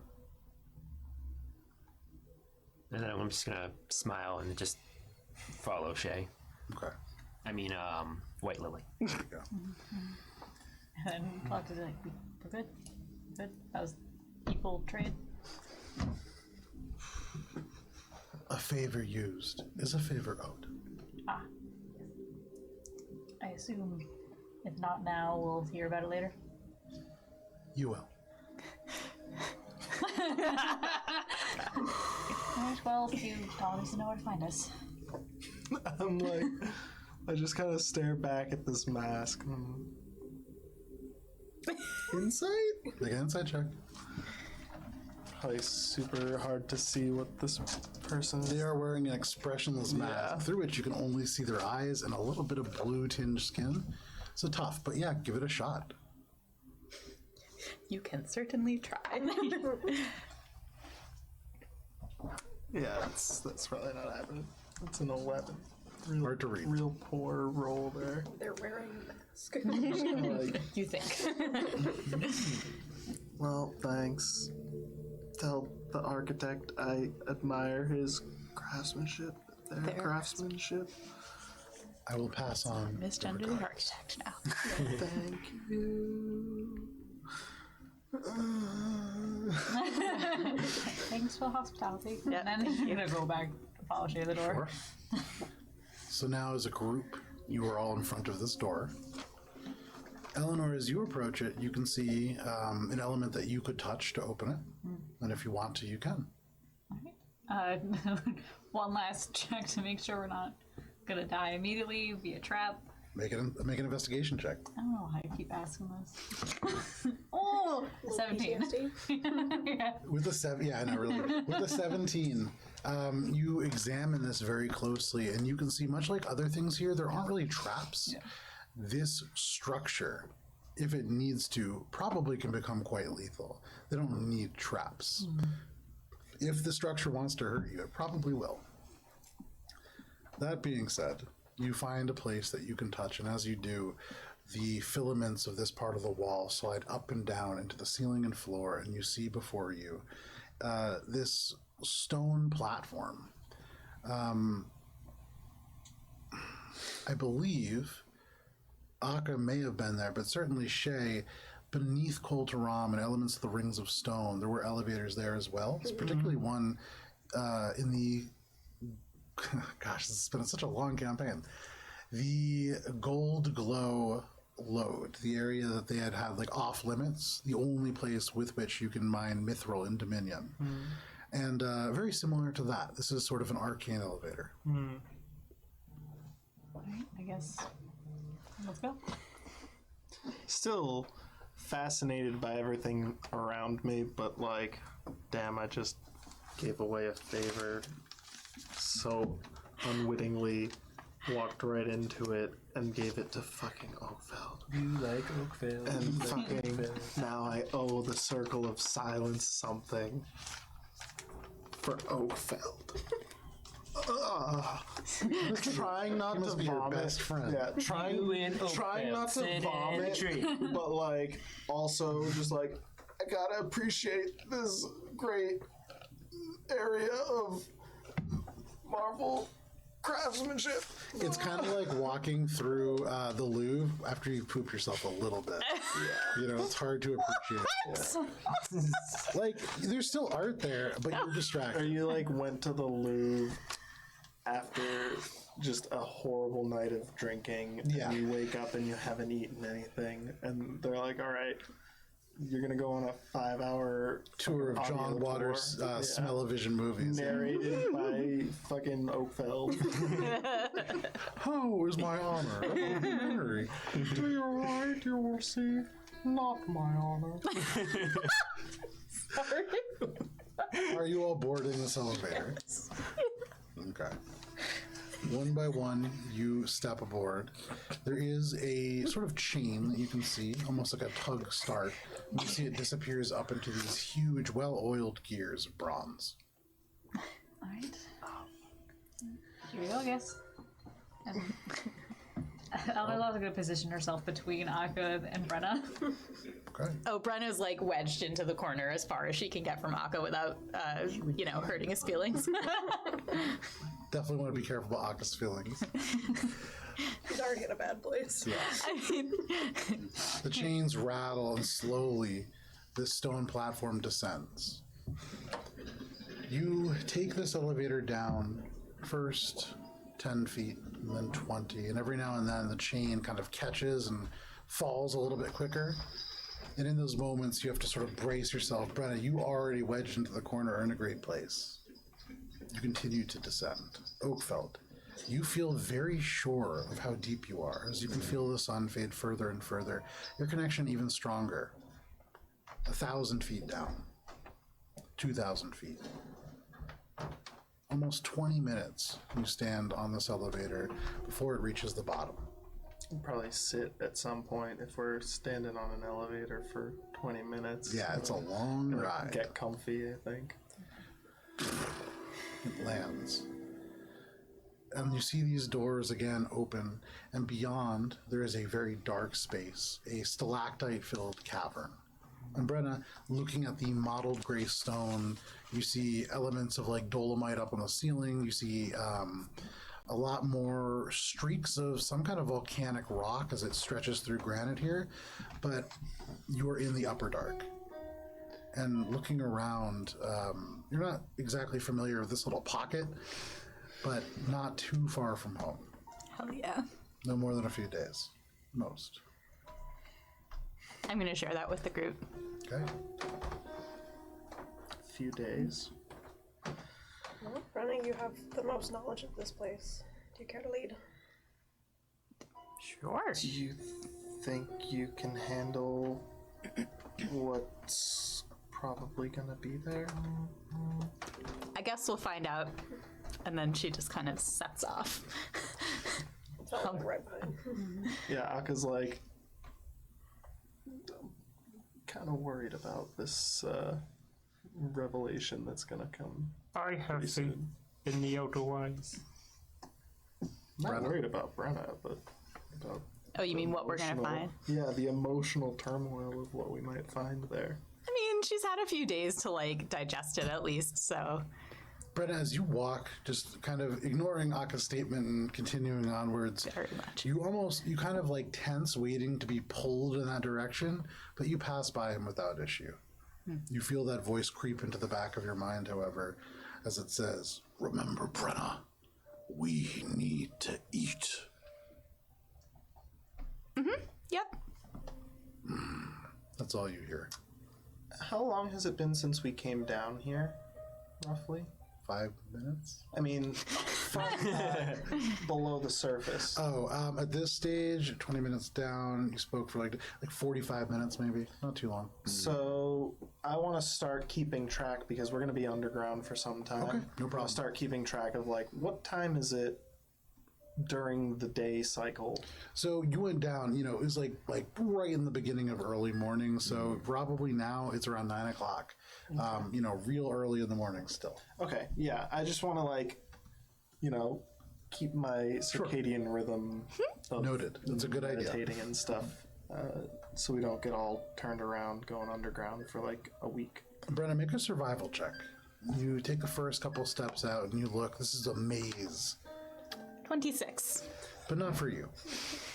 You let your eyes adjust, and as you do, you see the chaotic pattern of stalagmites and stalactites, not quite as chaotic as you once thought. There are areas that you can walk through. Smaller creatures would have no problem picking their way through. And so you begin to walk through, and just around a corner of a pillar of stone, there is an area where the cavern opens up, and you see it splits off into multiple tunnels. Written in Undercommon, in Gnomish, and in Dwarvish, there are signs at this, what is essentially a crossroads. Although here in the Underdark, these are called nexus, just because crossroads indicate two-dimensionality, and here things tunnel up, things tunnel down. You see a path that is, or a sign that has been newly hammered in, the only one of all of these, that heads off into the west, and it reads Darkholm. There is also one pointing to the south that reads Otholo Valdun. There is another one that seems to point to the north. This is one that you are familiar with, and it says Gumjarin.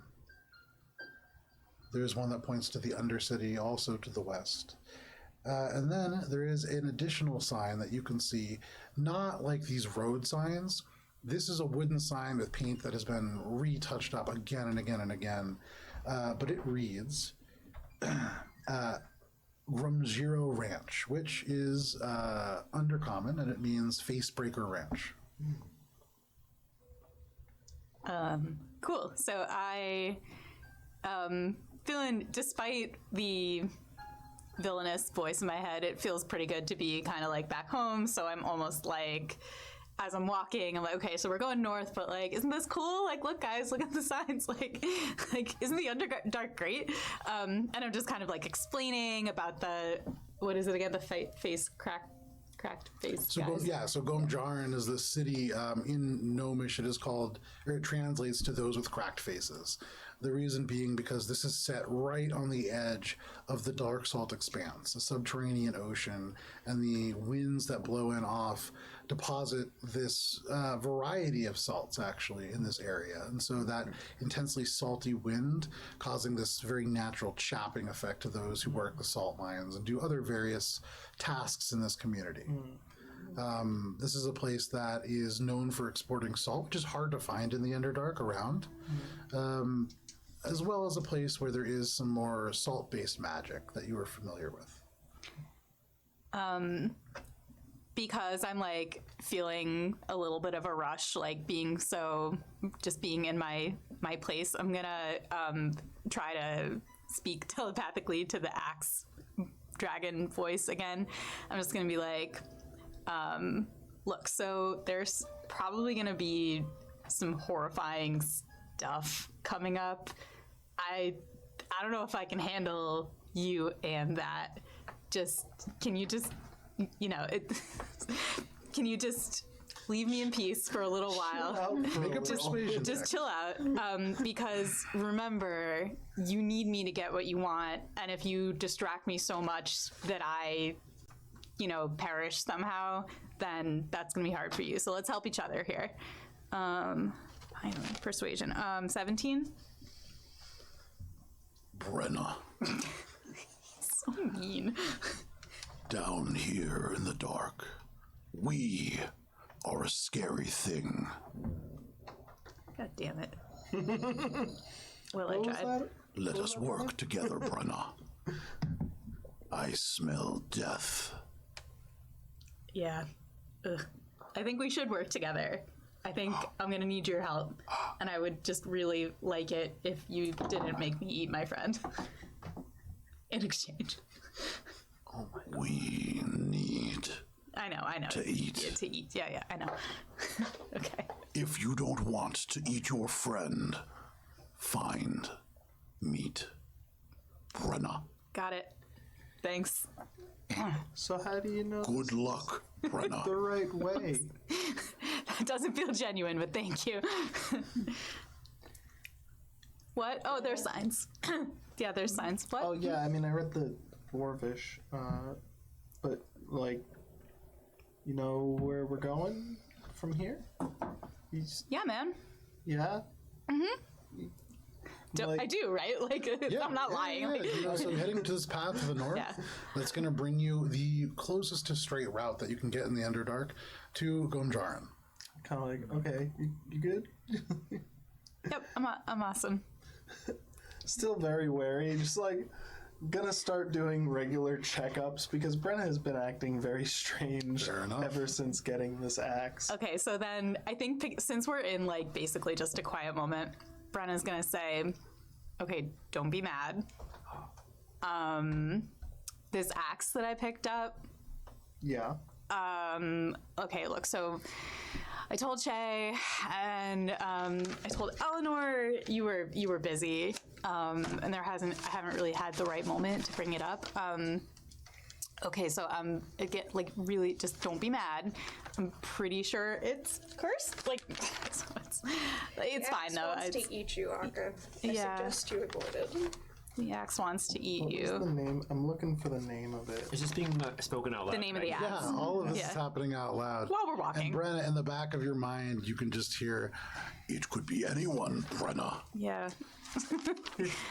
It's because it is a tool that resembles a man's metal weapon. You must cast it aside immediately. So, I did try that. yeah. I did try it. Yeah. Okay, not mad. He's mad. Just, Disappointed. I can't, you know, I know a bit about what you have there. Yeah. could have probably told me. I know you were just steering the ship, and then you were like really known interested for a while. in stuff. Okay, yeah. Well, I appreciate you telling me now. Brenna, I think he's mad. I love this guy.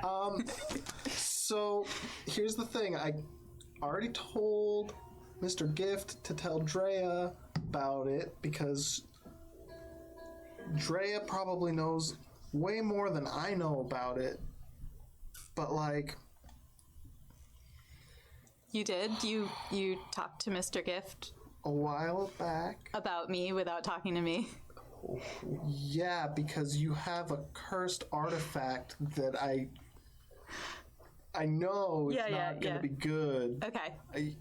Cool, so we're good then? Remember, but And now you're both hurt. some experience with curses. Yeah. So, like, could probably have been a little more helpful before we were underground. Maybe, like, it's fine. We'll wait, and, No, like it's gonna be totally fine. Yeah. What's it telling you to do? It's telling you to eat me? Not just you. Okay. Not personal. Have you felt any urges to comply? Not yet. Look, I think it's gonna be fine. This was hard for me to tell you, so I just needed to let you know before we... I'm not angry. I'm just very... I spent years dealing with something that... And Akka, as you're having this conversation and you're walking, you begin to walk down this path, but just off to your left, you see this freshly painted sign that reads Darkholme. That was not what this was called previously. You remember Darkholme was a name that it was re-given once it was under the domain of the Great Lady. Sorry. And as you think about these controlling artifacts, that definitely brings to mind your experience there.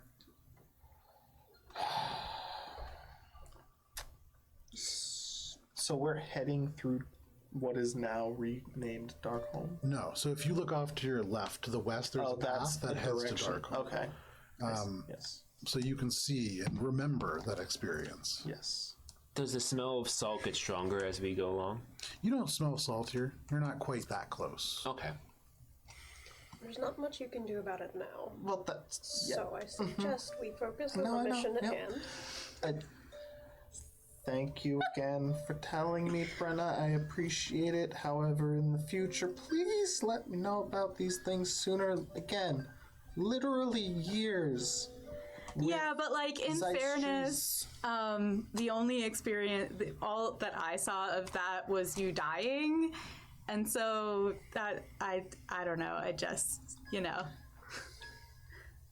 don't want to be with this axe. No, I super don't. That is correct. For years. Yeah. No, I know. This is a big concern. Brenna, you could be powerful. Why would you want to be like the sad little elf? Anyway, thanks for listening. I'm just gonna. Oh no, I'm leading. I'm gonna pick up my pace a little bit to get some distance. We'll talk about this later. Yep, we'll talk about it later. Bye. Be open about this with me. I want to help. Ah, yes, Akka, beacon of approachability. He's trying. He's trying so hard. Brenna's just gonna keep making her way forward. Okay. You do. And for what it's worth, the axe seems to be relatively quiet. You walk. After about 20 minutes, off to your left again, you see, now indicating that it's closer, a sign for this sort of ranch. And as you get closer and you start to see these signs, you see above and on the sides of the walls now more and more cobwebs. but they are not normal cobwebs, not little stringy, wispy things. These are much larger, much thicker strands. And Akka, for you, you recognize Steeders! these would be the kind of webs that would belong to a steeder-sized spider. Yes. What does a ranch do down here? Probably Steeders. Rideable spiders. Mounts in the Underdark. Brenna probably knows about them. I'm sure she does, but Hannah doesn't, so you go. So, Brenna, you know about steeders. Steeders are what the Duergar specifically, the Grey Dwarves, have figured out a way to capture and tame. They're sort of genetic descendants of wild Underdark spiders. These are used to, they're relatively intelligent, and they're used to transport goods. They're like a much more aggressive donkey, essentially. They can be used to carry two creatures at once. They're used to carry heavy things. That is what a steeder is. Just laugh at the paladin.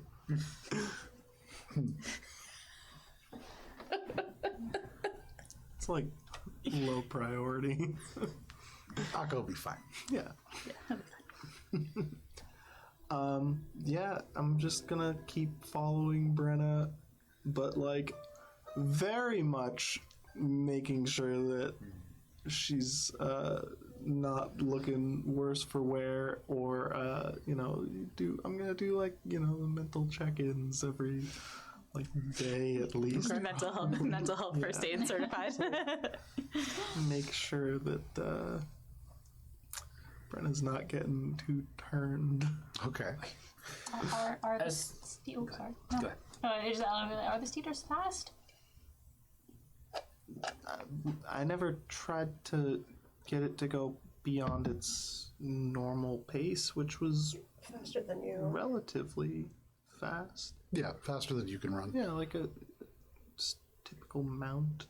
You would remember, though, the big thing about them was that they can crawl on crawl. walls and They can ceilings. walk. Would it be good to get them if we are walking next to the ranch? I was remembering, like, the experience on the Steeder was actually kind of cool. Besides the fact that, like, the Grey Lady's domain was terrible and he hates her, and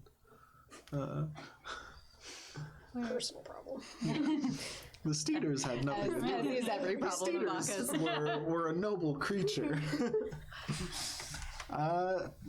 That's not a bad idea. Go fast, yeah? I just spent most of my funding for the cool things that I found. Don't judge me. I never do those sorts of things.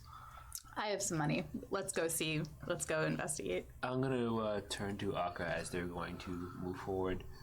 Are these steeders?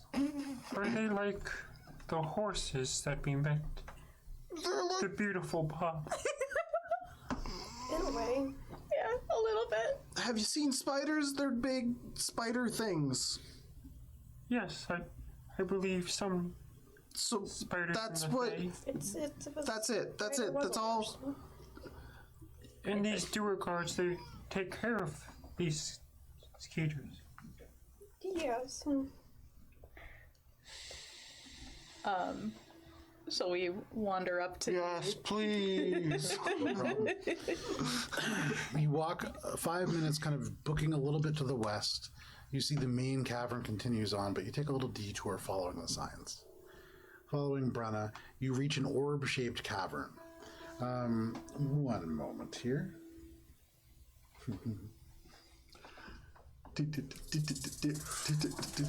Roll for initiative. Aka's whole "I'm not mad, I'm just disappointed" reaction was about the worst thing that I could have gotten from that. And that's why you're always the dad character.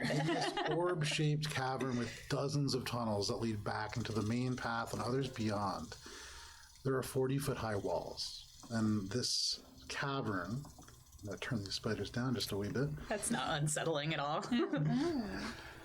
It's so bad. About 200 feet wide. 30-foot wide pillar of raw stone that runs straight from the bottom of this chamber up to the roof. And carved from this pillar, there are little windows, half-circle windows that peer out, 3 stories. This is a building. you see little bits of light that emanate from within. They are painless, but mostly as your eyes adjust, what really draws your attention are the 20 or so steeders, spiders that are larger than any of you, that crawl across the ceiling here and there. This is a place that is heavy with cobwebs. You can see as they move about here and there amongst the stalagmites and stalactites, the door on the structure opens up, and you see not a Duragar as you expected, but a deep gnome, similar to you, Brenna. He walks up to all of you, just kind of looking at you all. This is an unusual group. What are you all looking for? Did the Grey Lady send you? No. I'm just gonna. I'm gonna motion to Akka like I got this, shh, and I'm gonna. We're waiting for help from the Grey Lady. Wait, what? I'm gonna address him in Gnomish and just say, we actually were just hoping to hire some steeders, but what was that about? I'd be happy to hire some out to you, but a bunch of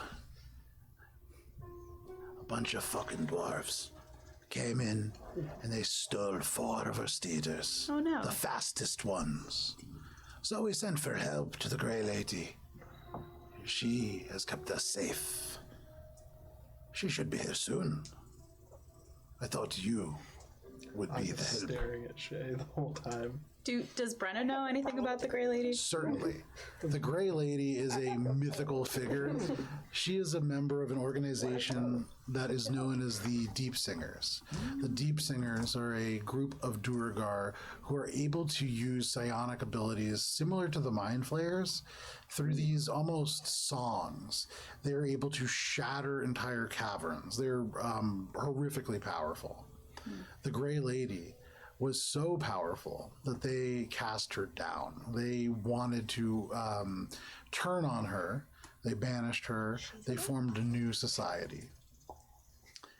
When you were alive, she was gone, off into the dark, cast away from the rest of this Duragar city.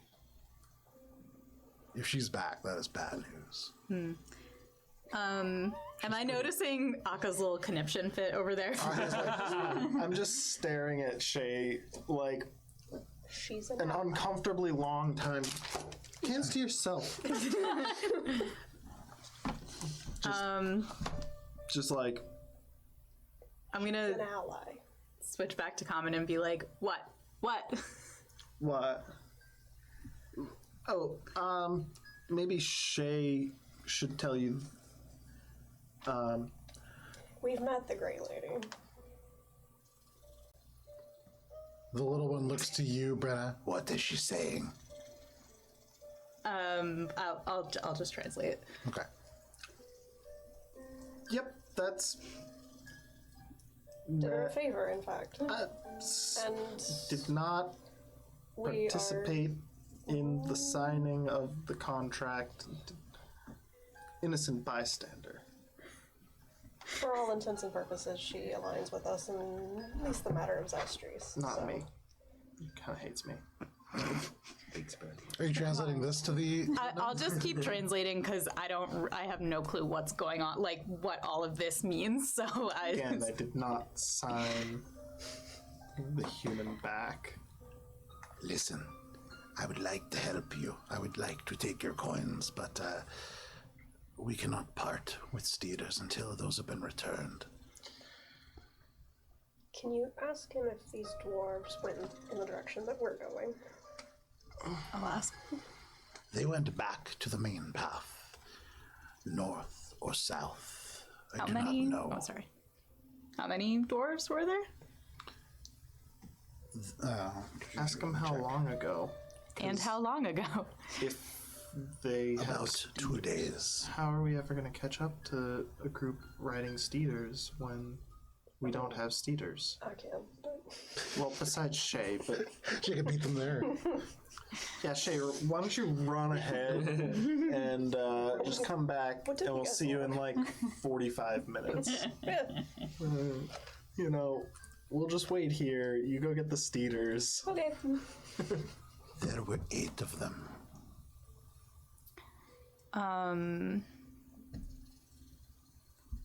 We'd really like to help, and I'm not sure how we can. Any defining features of these dwarves? Like, did they have anything that stands out?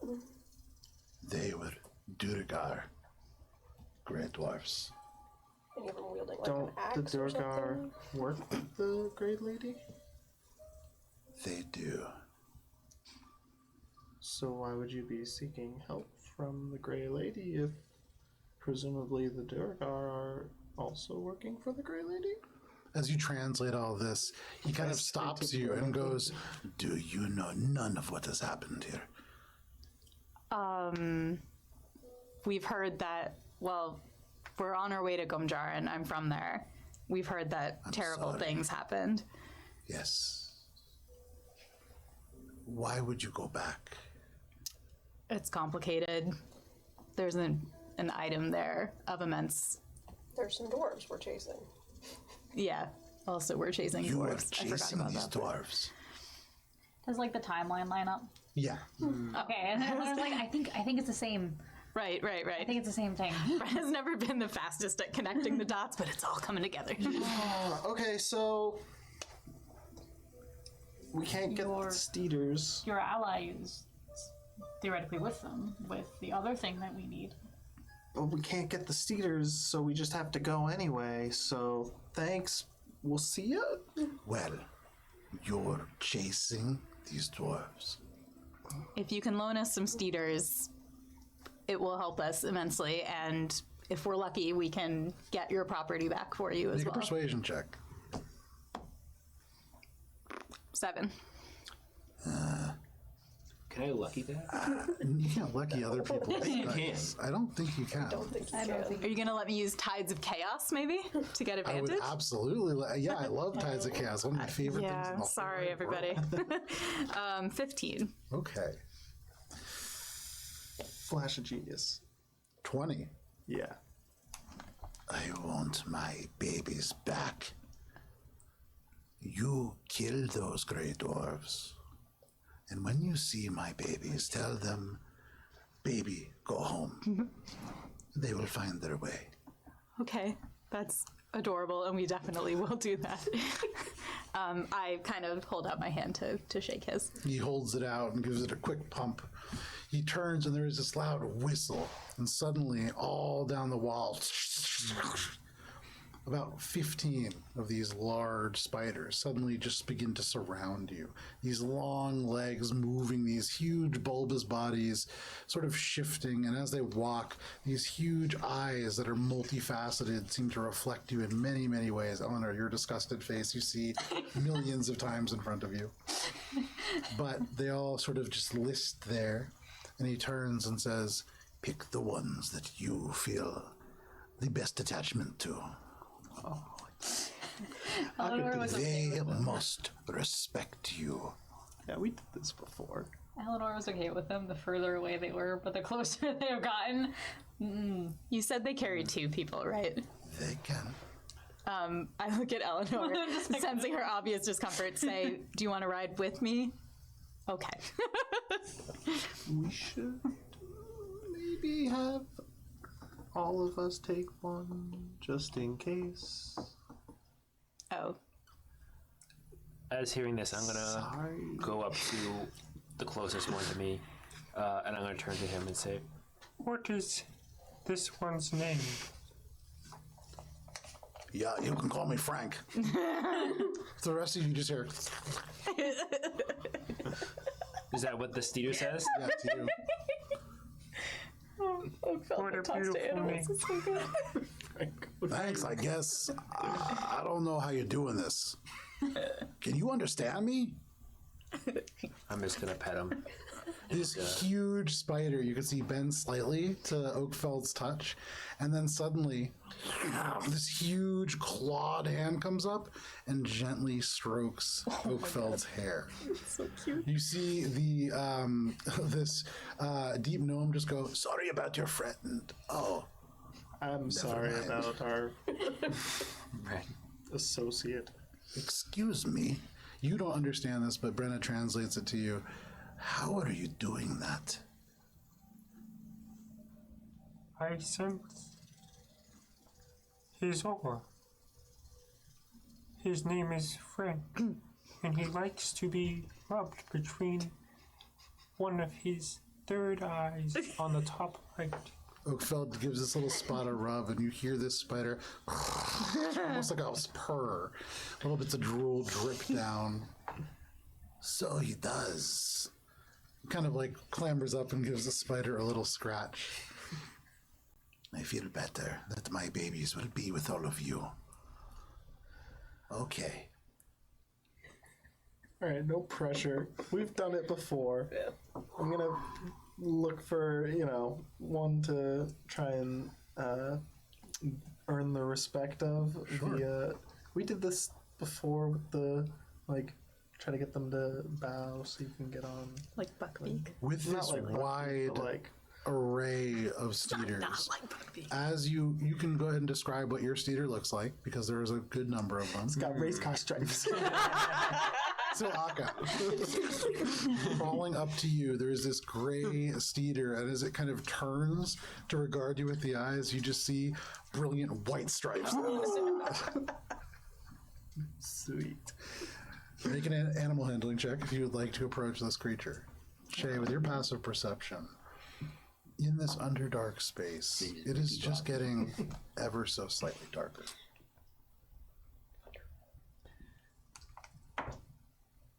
13.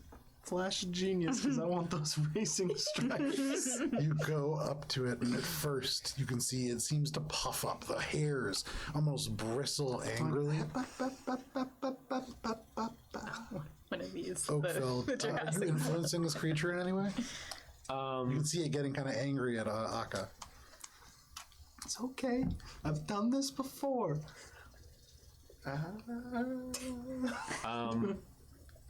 I'm going to stop petting Frank.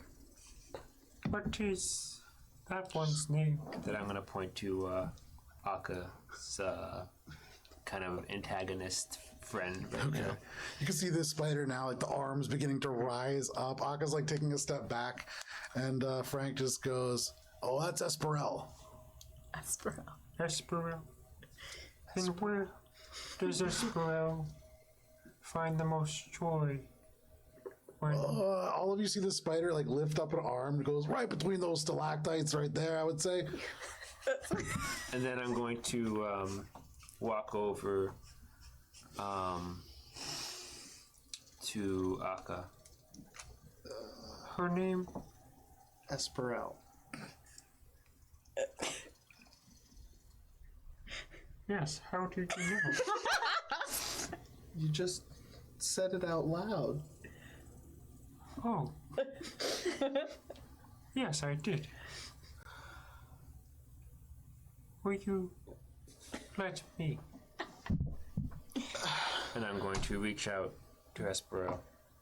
I know you wish to be in those stalactites, but perhaps you could do us a favor and accompany on this journey. I once met this trainer who brought these wild horses, I think they were called, and he took care of them. And perhaps we could take care of you like he did to them. Make an animal handling check at advantage. I'm so sad. 20. Natural 20? Yeah. Oh my goodness. Oh boy, mister, I'll help you. Esperel kind of like crawls up. This is the largest of the cedars that you've seen so far. And it just like turns, you see these bright white stripes, and the spider like lowers itself. And Akka, you can climb right aboard. I've done this before. Get up on. Fantastic. Are you sure I can't just ride with someone? If you really, I mean, they're kind of cute, but you know, if you really can't, if this is Brenda, the you feel thing, a tug on your sleeve, and this gnome goes, "What's her problem?" She's not from around here. And then I turn to Eleanor and I say, "See how Oakfeld helped Akka?" Why don't you ask Oakfeld for help? If this is the thing that's gonna terrify you to the point of stopping what we're currently doing right now, They're a lot. we're gonna see some more fucked up shit. Okay. Than spiders, giant spiders. Brenna, you hear this voice in the back of your mind. Get one more.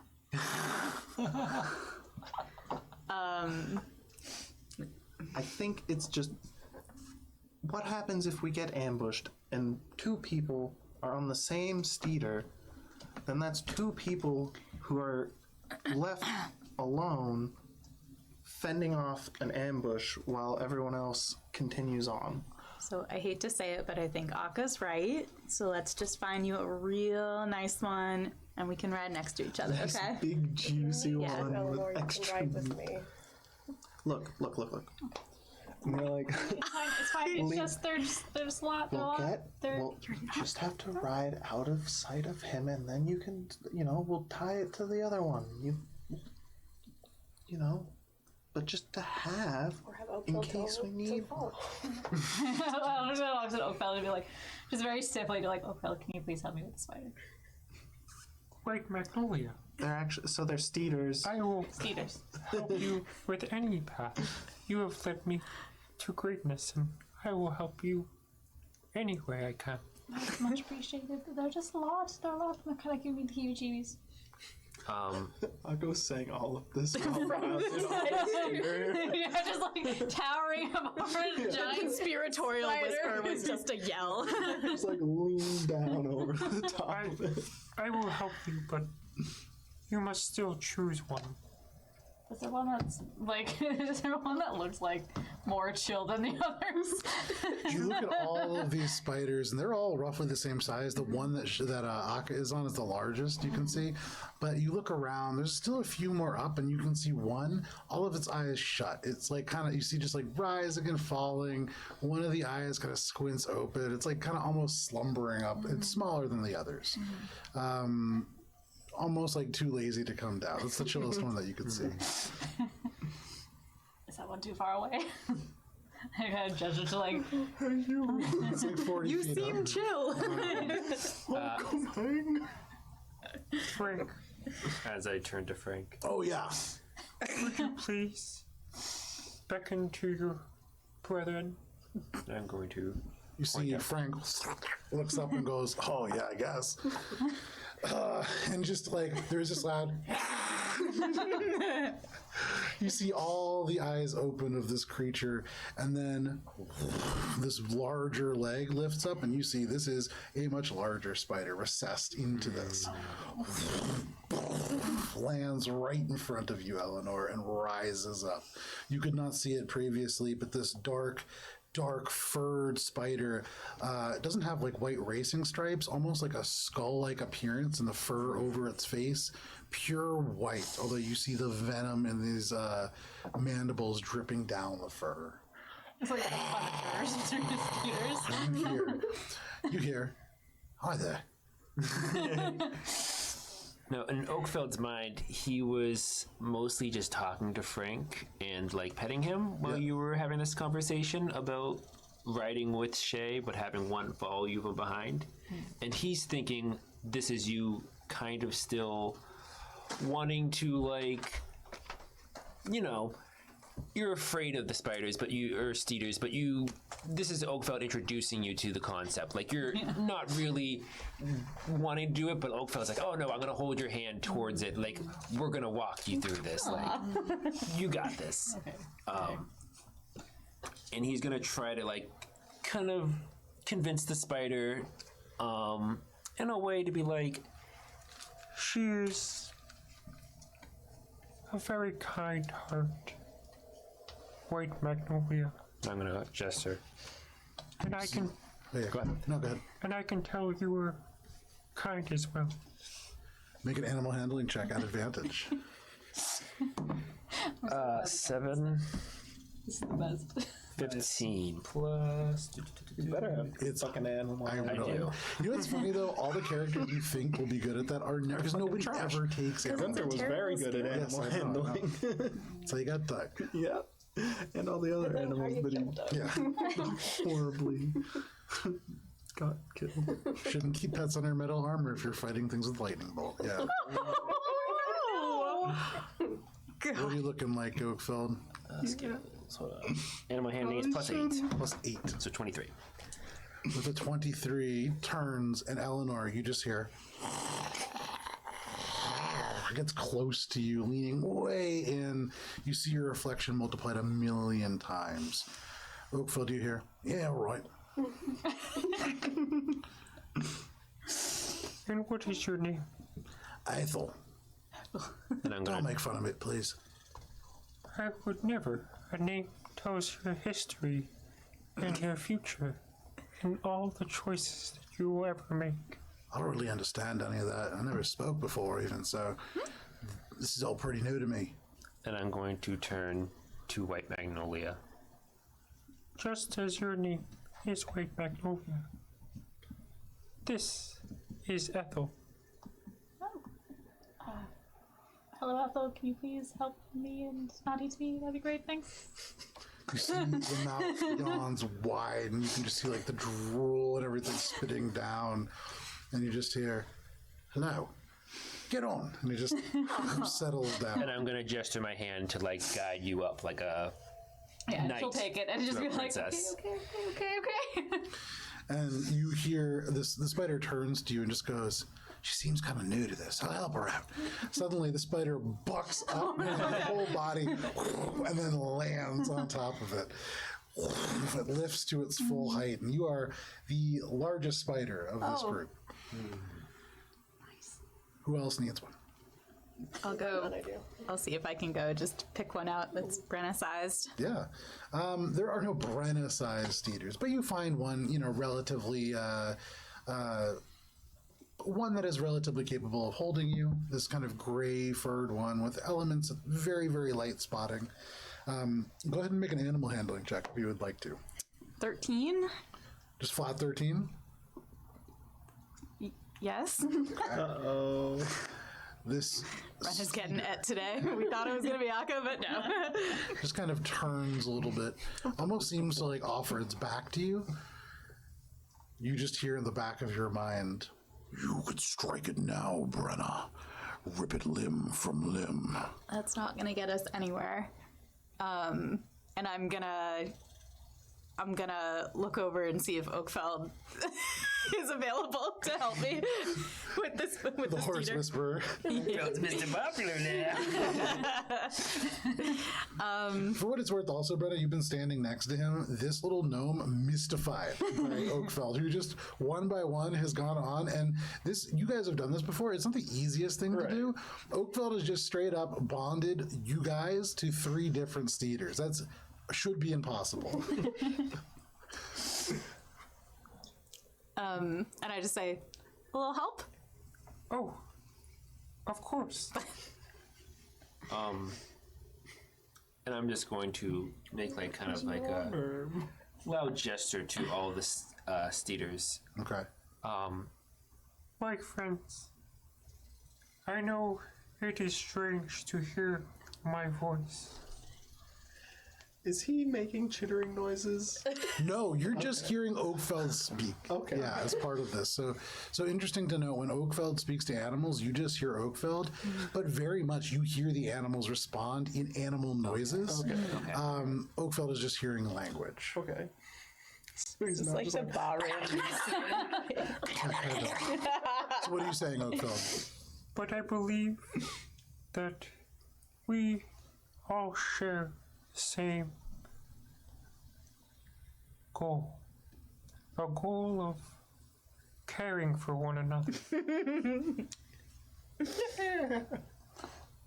My compatriots will care for you as a deep bond that has held the test of time, and I'm speaking of the bond of Melora. Make an animal handling check. I like that the whole point of this was to be able to go 20. faster. What the fuck? Natural 20. Okay. Are you writing these in your book? That's 2. Yeah. I forgot because I was just. All of you hear Oakfeld give this speech to the room. Like, right as it starts, Brenna, you hear the little gnome go, "What is he saying? What is he saying?" I'll So you have to, like, translate it to him as well. But you can see by the end of this speech, in this gray cheek, there's this one little crystalline tear. And he's just like, "We do need to help each other." A lot of these steeders begin to crawl down now. There was 15. There are closer to 24, 25 in this whole chamber. All of them now forming this huge circle around you. You actually hear the one that Eleanor is atop of just go, "Oh, this is sort of rude." And he just lets it down. So all of a sudden you are beneath all of these spiders now looming over you. Very caring. But they all are gathered around. They hang on your last words. What are you telling them to do? What are you... In this bond of Morlora, it is a bond of looking out for your fellow, looking out for the small plants, and looking out for yourself. In these times, we are on a quest for someone who does not wish to look out for anyone but himself. And we need you in this hour. And if you could please assist my friends in this journey that we are taking and let us ride upon your backs, we would be ever so grateful. For those of you not on a steeder, suddenly one of these creatures, and you can decide how they look, just emerges underneath you. The head goes underneath your legs and boops you up onto the back. All of you are now atop steeders, and the group kind of converges around you. There is a respectful distance around Oakfeld, but Shay, in all of this, and it is a show, there are now dozens of huge spiders that have formed almost a perfect circle around your group, all of you aboard these steeders. But it's getting darker. And you can see at the edges of your vision these little flecks of darkness as a familiar memory plays past. As you look towards the tunnel that you all emerged from, this nexus of rooms, there is no stone. You see black walls. You see smoke. You see a corridor that is attached to the realm of the Grey Lady. Does anybody else see it, or is it just me? Do I? At the moment, there's this whole thing happening, and so Yeah. you are the only one that's really I'm just noticing like this. sitting there, kind of like, okay, that was actually kind of cool. Yeah, and your passive perception is the only thing allowing you to see this. And it's coming up from behind us, or It's almost like a smoke that rolls in, although it has definite edges on a floor and walls and ceilings. okay. Well, I turn to the gnome and I say, "Thank you. We'll send your babies back to you in one piece." Thank you. Thank you. I appreciate your help. And I look at the group and I'm like, "Okay, no time like the present. Good work, Oakfeld." And As we're leaving, I would like to Remember my words. Care for one another. And bond with each other. For our time in this world, it may be threatened by this selfish one. We may need your help. And all I can give to you for wisdom is to care for one another. For that's the only way we can defeat the selfish one. and then I'm going to just wave goodbye like JFK. Just All these spiders hang on your every word, but as you wave, suddenly they shy back. You all kind of turning in this moment to kind of leave. You see the cavern beyond no longer present. These dark hallways. Uh-oh. Dark smoke. And Aka, you know what this is. The Grey Lady never ventures beyond her own domain. Suddenly, Getting ready for a fight. from within this hall, a very small figure emerges. The one. The head is large, and for all of you, this moment of surrealness as an infant walks Damn it. from within. He drags behind him a teddy bear. The eyes, as they turn, are completely black. This teddy bear, as it pulls into view, you can see there are nails bent and rusted that stick from the hands and the feet. The eyes are sewn shut. You have met Baby Edward before. Fucking right, I have. I'm about to fucking kill this stupid fuck. You can see the head just turns and looks at you. Fortunate happenstance brings us back to your neighborhood. The mouth isn't open, but you hear a child's laughter in your mind. We've come seeking an item that these dwarves have. We would appreciate any help that you could give. He turns. You can see pulling this little teddy bear close to his unclothed chest. And then he turns back to you, and then turns again, looking at this corridor, seeming to almost invite you in. Going forward. Okay?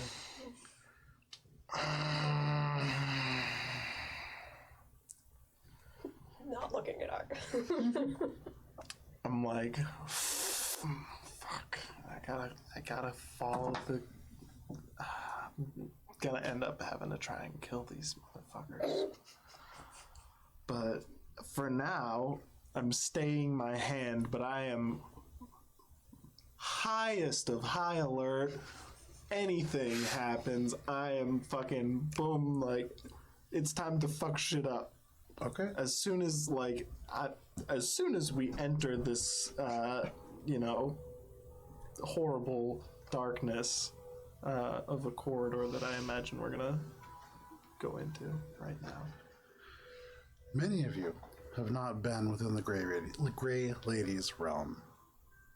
But as you step into the darkness of this space, you feel yourself separated from the material plane. Where you step these caverns, so you look back and you see many of these spiders still kind of shying away. You can see crying from Oakfeld's speech, completely not thrown off by Baby Edward at all. This gnome who is just like, we need to be together. He's like hugging one of these big spiders.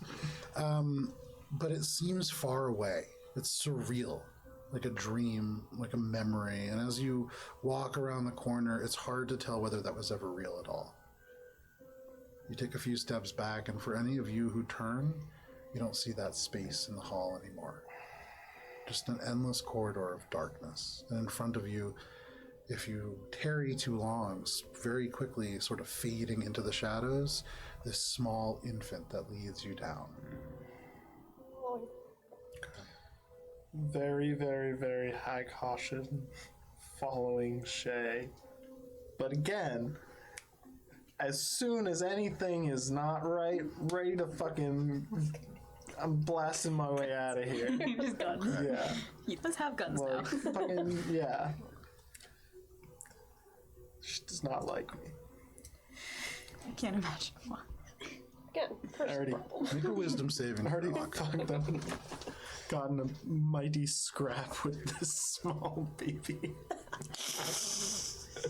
You haven't fought Baby Edward. Yeah, we did. You've... Was it at the candy? Yeah. Sure. Yeah, we did. A little bit. We did. Yeah. We didn't fight him to, we came to blows. I think one of you recognized what you are seeing in Baby Edward is not all of this creature. Oh, yeah. Yeah. We do know that. But yeah, what was I rolling? I don't even know. Wisdom save. Wisdom save? Is it against magical Magics. It is. All right, advantage then. All right, I'll take the first one, which was Wisdom 21. That just fails. No! Flash of Genius! Can you Flash of Genius? How many of those do you get? I have 5 per long rest. So many. So you're on 4? This one will be my last There one you go. until I get to rest. For a moment in the side of the hallway, there is this ripple in the material. And you swear you can almost see an eye open. Then it shuts. Yeah, she knows we're here, obviously. Alright, oh, there's nothing I can do about it right now, but I'm like, You walk I'm like, be on guard right now. for about 5 minutes through this corridor. Is there anything that any of you are doing at this time? Are we still on Steeders? Yes, you're still in Steeders. Okay. Elder's just kind of holding on to Ethel and just being like, just going. Okay. Just like assuming Ethel's just kind of following the rest of the spiders Yeah, behind. seems to be. Brenna's gonna pull up next to Akka and be like, "Are you good? Do you have beef with that baby?" Kind of beef with babies. It's a lot to get into, and we're about to meet the Grey Lady, Okay. presumably. Brenna, you are in danger. We are in danger. Yeah, no shit, Sherlock. I don't know who Sherlock is in like fantasy Did you say Sherlock. that out loud, or are you just saying? I think I let it slip out loud. Yeah. Yeah, no shit. Yeah. So. Shay is on good terms, presumably still, but I am not, and none of you are. Okay. So. So we're walking into bad times. So just be ready, because probably about to go down. And I'm saying this out loud because she probably already hears us and knows everything that's going on. Okay. So no sense hiding anything right now. She doesn't like me, and frankly, I'm not very happy about the gift that I was given last time. Thanks, but no thanks. All of I you say see to on the side of the wall this eye rip open. From the material of the darkness, there's elements of blood that rip as if the flesh itself was just peeled apart to reveal this eye. Dark pupils with just this ring of gold. And you can see just shifting around before it focuses on you. Certainly, all of you are aware that you are being watched. As you walk, a new one tears open every 15 feet or so. It's your own mouth that's going to get you killed, Akka. I'm just saying, I'm being honest. Let's hear what she has to say, but I am very wary because we didn't leave on great terms. Okay. Just Just. on fine terms. You left on fine terms. I did not. I did not sign the contract. Well, that was your choice. Yes. And yet I'm still here. So I hope that there's some goodwill for Shay to not just start shit right now. I'm like looking at all the different eyes. I'm just gonna say, okay, so I think Shay's right. If you just try to keep your mouth shut. Remember that time that Zystries was gonna let you live and then you mouthed off to him and he killed you? Maybe we could learn some lessons from that. We're gonna have each other's backs now. Lessons? Yeah. We don't learn lessons here. I'm gonna like- place my hand on. Oh yeah, that'll help. I believe your path is the correct one. Oh my god. Thanks, buddy. Akka, in the front of this line, you see baby Edward turn. He stops. All the Steeders almost just instinctively stop. Turns his head and continues. You walk for another 5 minutes, and suddenly you realize the darkness is unfolding up and away, and you are in a large space, though it's hard to perceive. The walls are black here, and the smoky, sort of ethereal edge makes it really hard to determine how far away things are, but then suddenly these little flames light, almost dark. It seems as if the darkness here swallows light. But in the dim glow, you can see steps. It's hard to tell what they're made of, more of the smoky material, but they seem to pass through a smoky gate and then rise up and up to what you see come in as suddenly behind there is this thunder and crackle of dark purple lightning. This almost ancient-looking jagged house with turrets and several floors, towers. You see these gargoyles that kind of rise up on the corners. And then the door seems to almost disappear, and standing at the very top is a hunched over, stooped figure that you know is the Grey Lady. I don't say anything. The steps seem to almost disappear, and the house seems to drift towards you. You don't climb the stairs. They seem to fall away under your feet as you are drawn closer and closer. As you close to within 15 feet, are you guys doing anything? Path the steeder. I'm going to dismount for the conversation. I'm just gonna float off. And still very wary. I'm not preparing a spell, but I am preparing to, echo form my way away if she makes the first move. Okay. I'm waiting for a first move to, counter. Sure. Anybody Including else? any psionic bullshit, because I know she already tried something on me. Albert's just gonna hold on to that and just be like, I'm just gonna follow Shay's lead, just like watching how Shay and Olga are having very different reactions to this and be like, Standing Shay's? behind Shay, super fucking angry, floating, and Shay's probably just like, I'm gonna pet Frank and a reassuring, it'll be okay. I don't know, dude. This is pretty bad.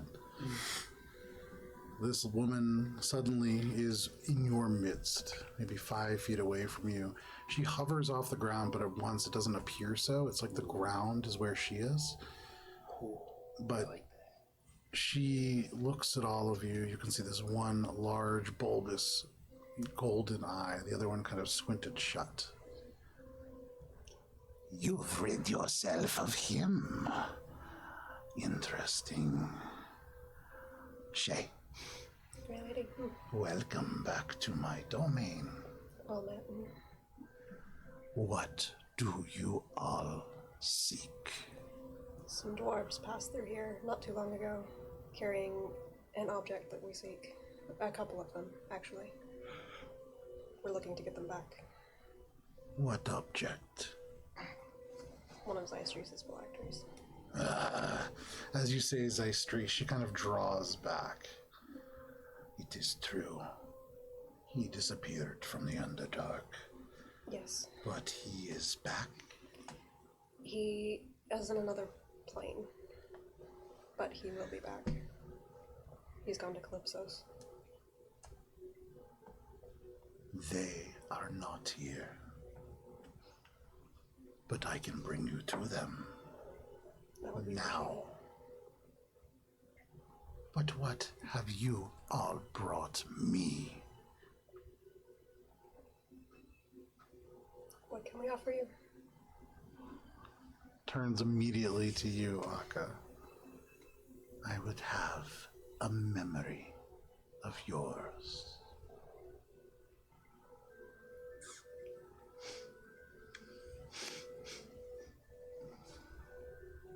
I'm not fucking. No! Akka. It would be lovely to peer inside your mind.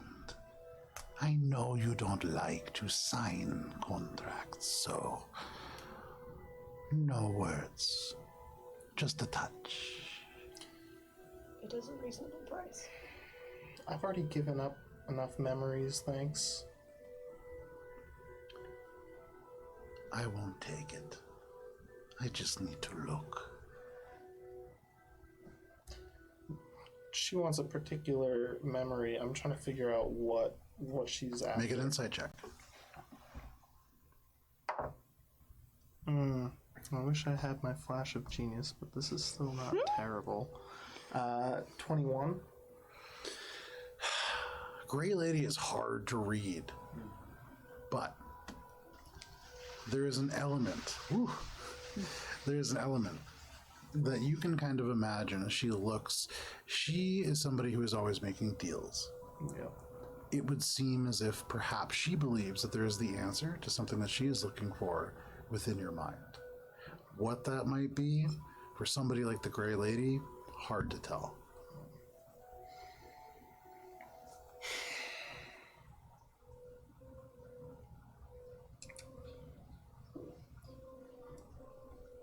I don't want to do it.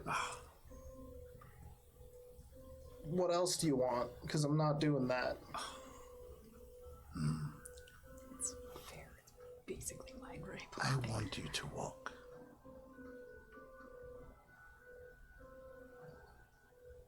Does she just mean like walk away? Oh, this is gonna be even worse now, isn't it? I guess. Can I float? Does that fulfill the contract? You've come to me looking for help. I'm offering it to you. You don't need to take it. But then you're wasting my time.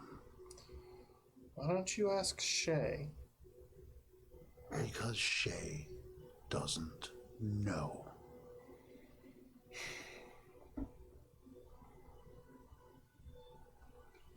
Looking around.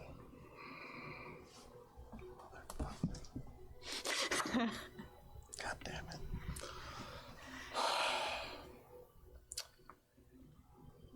If she tries anything, I'll just takes out a dagger. I'll take my axe out too and be like, look over at we got Shay. you, bud.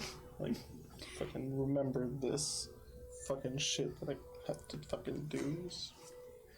I should immediately gets fire back. Fine. Good.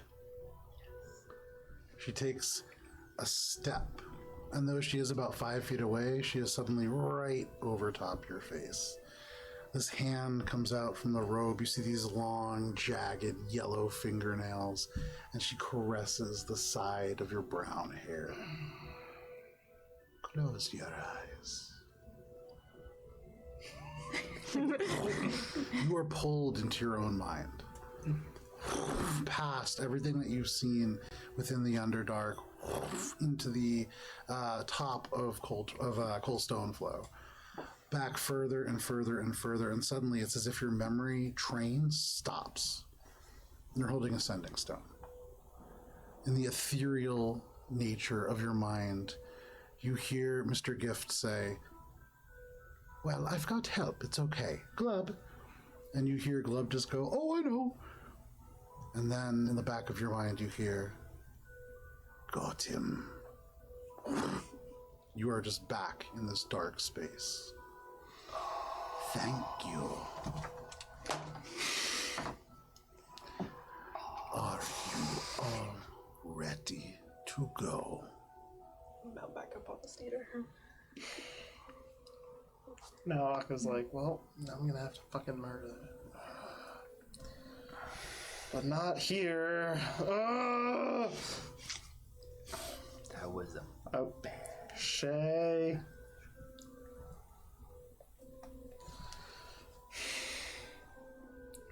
Are you ready? No. We need to talk. Not here. Then yes, we're ready. Good. Shay, feel free to return. Akka, I'm sure we'll cross paths again. Good luck. And she fades back. The castle fades back. The steps fade away. And suddenly, in front of you appears a door. Brenna, for you, you see in these dark caverns beyond statues, worn with time and with the aggressive, corrosive elements of salt that blow from the expanse beyond. And you can smell home. But because it is about to be 10 o'clock, this is where we're going to end for tonight. So thank you for tuning in for this session of Adventures in Alberon. Just a quick left turn into the Grey Lady territory. I didn't think you guys were actually going to go there. That seems like a bad idea. Aka's worst day ever. Yeah, I know, really. Aka, everything was bad for you. What did you roll? To fucking do this thing for all of you fuckers. Yeah. She was going to sweeten the pot too if you didn't agree to it there, but worked out great. So, anyways, thank you for hanging out with us for this session of Adventures in Alberon. We will be back in 2 weeks. Next week we are off. In 2 weeks we will have session 115, but until then, please stay safe and stay cool because it's hot out there. We'll see you then. Goodbye. Oh my god.